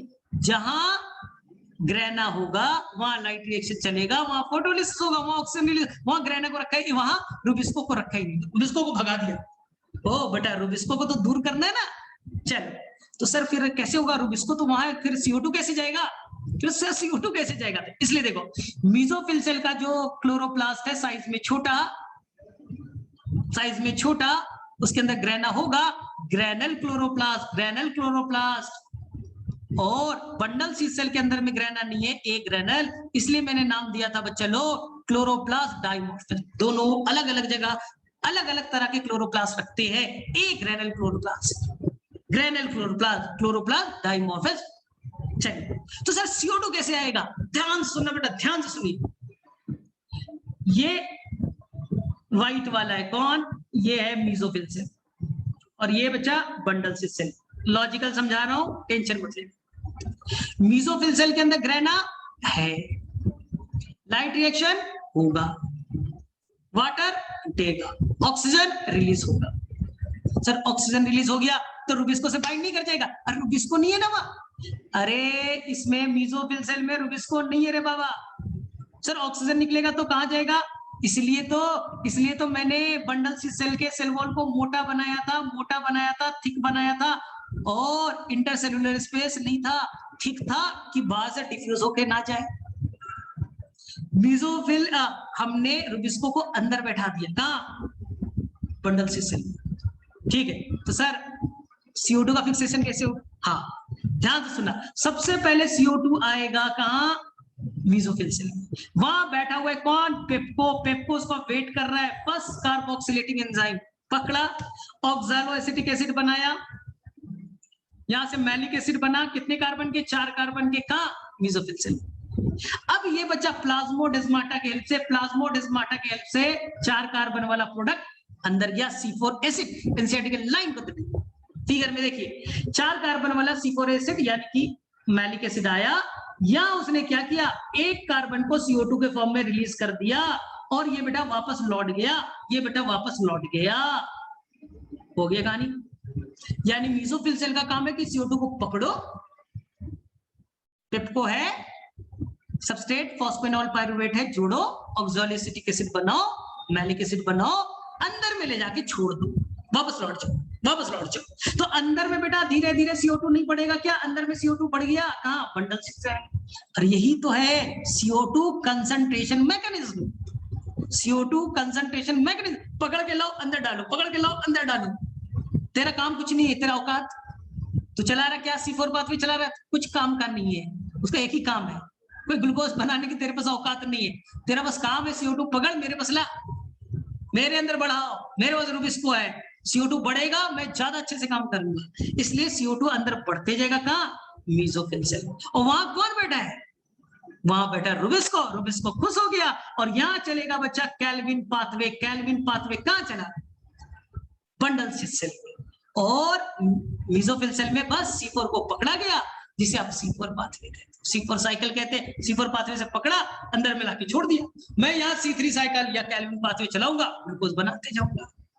यानी कि यहाँ पर CO2 को 2 बार पकड़ा जाएगा, एक बार मीसोफिल सेल में फर्स्ट कार्बोक्सिलेटिंग एंजाइम पेप्को उसने पकड़ा, फर्स्ट सबस्ट्रेट जो बनेगा वो बच्चा 4 कार्बन का ऑक्सैलो एसिटिक एसिड बनेगा, जो सबस्ट्रेट होगा फॉस्फेनॉल पाइरुवेट होगा।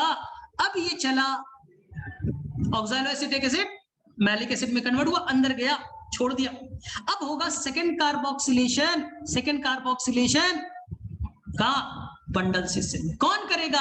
तो वहां एंजाइम है रुबिस्को, सबस्ट्रेट का नाम RUBP, प्रोडक्ट कौन बनेगा? वही बच्चा फॉस्फेनॉल पाइरुवेट। सेम कहानी बेटा जो आपने पढ़ा है, सेम कहानी जो आपने पढ़े का कैल्विन पाथवे। हाँ, तो सर ATP कितना खर्च होगा? एक CO2 चला, फर्स्ट कार्बोक्सिलेशन C4 पाथवे वाला, उसमें 2 ATP खर्च होगा। 2 ATP खर्च हुआ, CO2 को ले जाके अंदर छोड़ दिया, अंदर में कैल्विन पाथवे चलेगा, तो वहां 3 ATP खर्च, तो 3 और 2 5 ATP। अब एक CO2 को फिक्सेशन करना है तो 2 बार कार्बोक्सिलेशन करना है। फर्स्ट कार्बोक्सिलेशन C4 पाथवे से तो 2 ATP, सेकेंड 3 ATP, 5 ATP अब खर्च होगा, तो 6 साइकिल से एक ग्लूकोज बनेगा। तो अब बेटा चाहिए 30 ATP और NADPH। NADPH C4 पाथवे में कोई NADPH खर्च नहीं होता, ऑक्सैलो एसिटिक एसिड लाके दे देगा, तो पकड़ ले, कोई NADPH एक्स्ट्रा खर्च नहीं हुआ। तो केवल एक कैल्विन पाथवे में 2 NADPH खर्च होते थे, 6 बार चलेगा तो 12 NADPH खर्च होंगे, 12 NADPH खर्च होंगे। अब मेरे में से आप लोगों को क्लियर है? C3 और C4 समझ में आ गया, क्रैंच एनाटॉमी समझ में आया।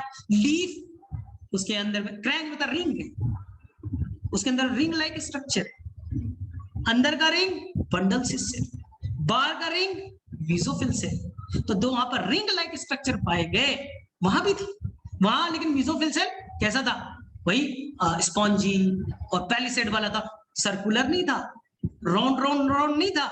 यहाँ बच्चा चारों तरफ से राउंड राउंड होगा, राउंड राउंड होगा, राउंड राउंड होगा, इसलिए नया एक तरह का एनाटॉमी डेवलप किया, नाम है बेटा क्रैंच एनाटॉमी। तो मेरे में से ये क्लियर है, तो C3 और C4 का मैकेनिज्म आपको 100% क्लियर हो गया ना। C3 में डायरेक्टली बच्चा मीसोफिल सेल था, वो पकड़ा, कैल्विन पाथवे चलाया, 18 ATP 12 NADPH खर्च। लेकिन प्रॉब्लम था, रुबिस को O2 से अगर बाइंड कर गया तो फोटो रेस्पिरेशन, कोई ग्लूकोज नहीं बनेगा, बैठ के तमाशा देख रहा है, वो भी ग्लूकोज उड़ रहा है, वो भी ATP उड़ रहा है। तो नेचर ने खुद बनाया C4 प्लांट, बोला देखो रुबिस को तुझे प्रॉब्लम है ना, किससे? O2 से ना, मैं तेरे पास ग्रैना नहीं रखूंगा, ग्रैना नहीं रहेगा, PS2 नहीं का, लाइट रिएक्शन नहीं चलेगा, लाइट रिएक्शन नहीं चलेगा, फोटोलिसिस नहीं होगा, फोटोलिसिस नहीं होगा, ऑक्सीजन रिलीज नहीं होगा, तुझे प्रॉब्लम नहीं है। तेरे स्टोमा में है ही नहीं सब मैकेनिज्म, तेरे स्टोमा में चल ही नहीं रहा है फोटोलिसिस वगैरह, तू आराम से स्टोमा में बैठ, तो सर एटीपी एनएडीपी कहाँ बनेगा? वो मेसोफिल से बनेगा। मेसोफिल सेल बना के तुझे देते जाएगा, तो आराम से काम करना। उल्टा तुझे CO2 लाके देते जाएगा, CO2 बढ़ाते जाएगा, तेरा CO2 बढ़ जाएगा लेवल, तो कंसंट्रेशन भी बढ़ेगा, तो अच्छे से काम कर। यही था बच्चा। तो मुझे आज बताना, आज ठीक है एकदम बच्चा कि फोटोसिंथेसिस अब समझ में आया, अभी भी बाउंसर है मेरे से, अब तुम्हें समझ में आना चाहिए, अब गड़बड़ नहीं करना चाहिए, मेरे से इनफ है बच्चा। लेकिन थोड़ा सा टाइम लगा, लेकिन आपने 100% सीख। फिर थोड़ा सा साइंटिस्ट बच्चा है वो सब कर लेना ना, इंडियन हाउस क्या किया, जोसेफ प्रिस्टले ने क्या किया, इंगलमान का एक्सपेरिमेंट क्या था, जूलियस वॉन-सैक ने क्या, एक एक लाइन का बना लेना कि जूलियस वॉन-सैक ने बोला ग्लूकोज स्टार्च में कन्वर्ट होता है फोटोसिंथेसिस में, ठीक है। जोसेफ प्रिस्टले ने बनाया कि जार के अंदर डाल देंगे, जब चूहा मर जाएगा कैंडल बुझ जाएगा, लेकिन मिंट प्लांट डाला तो दोनों जिंदा है, चूहा भी जिंदा है और कैंडल भी नहीं बुझ रहा है।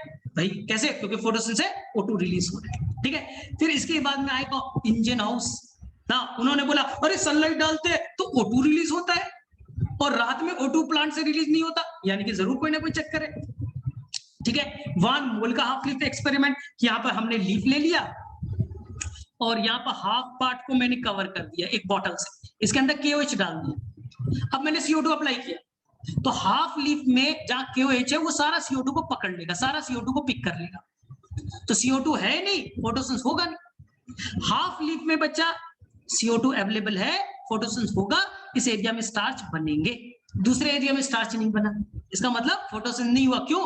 क्योंकि CO2 हमने सोख लिया, एब्जॉर्ब कर लिया ना KOH हेल्प से। इसी को कहते हैं हाफ लीफ एक्सपेरिमेंट, वान मोल्स हाफ लीफ एक्सपेरिमेंट।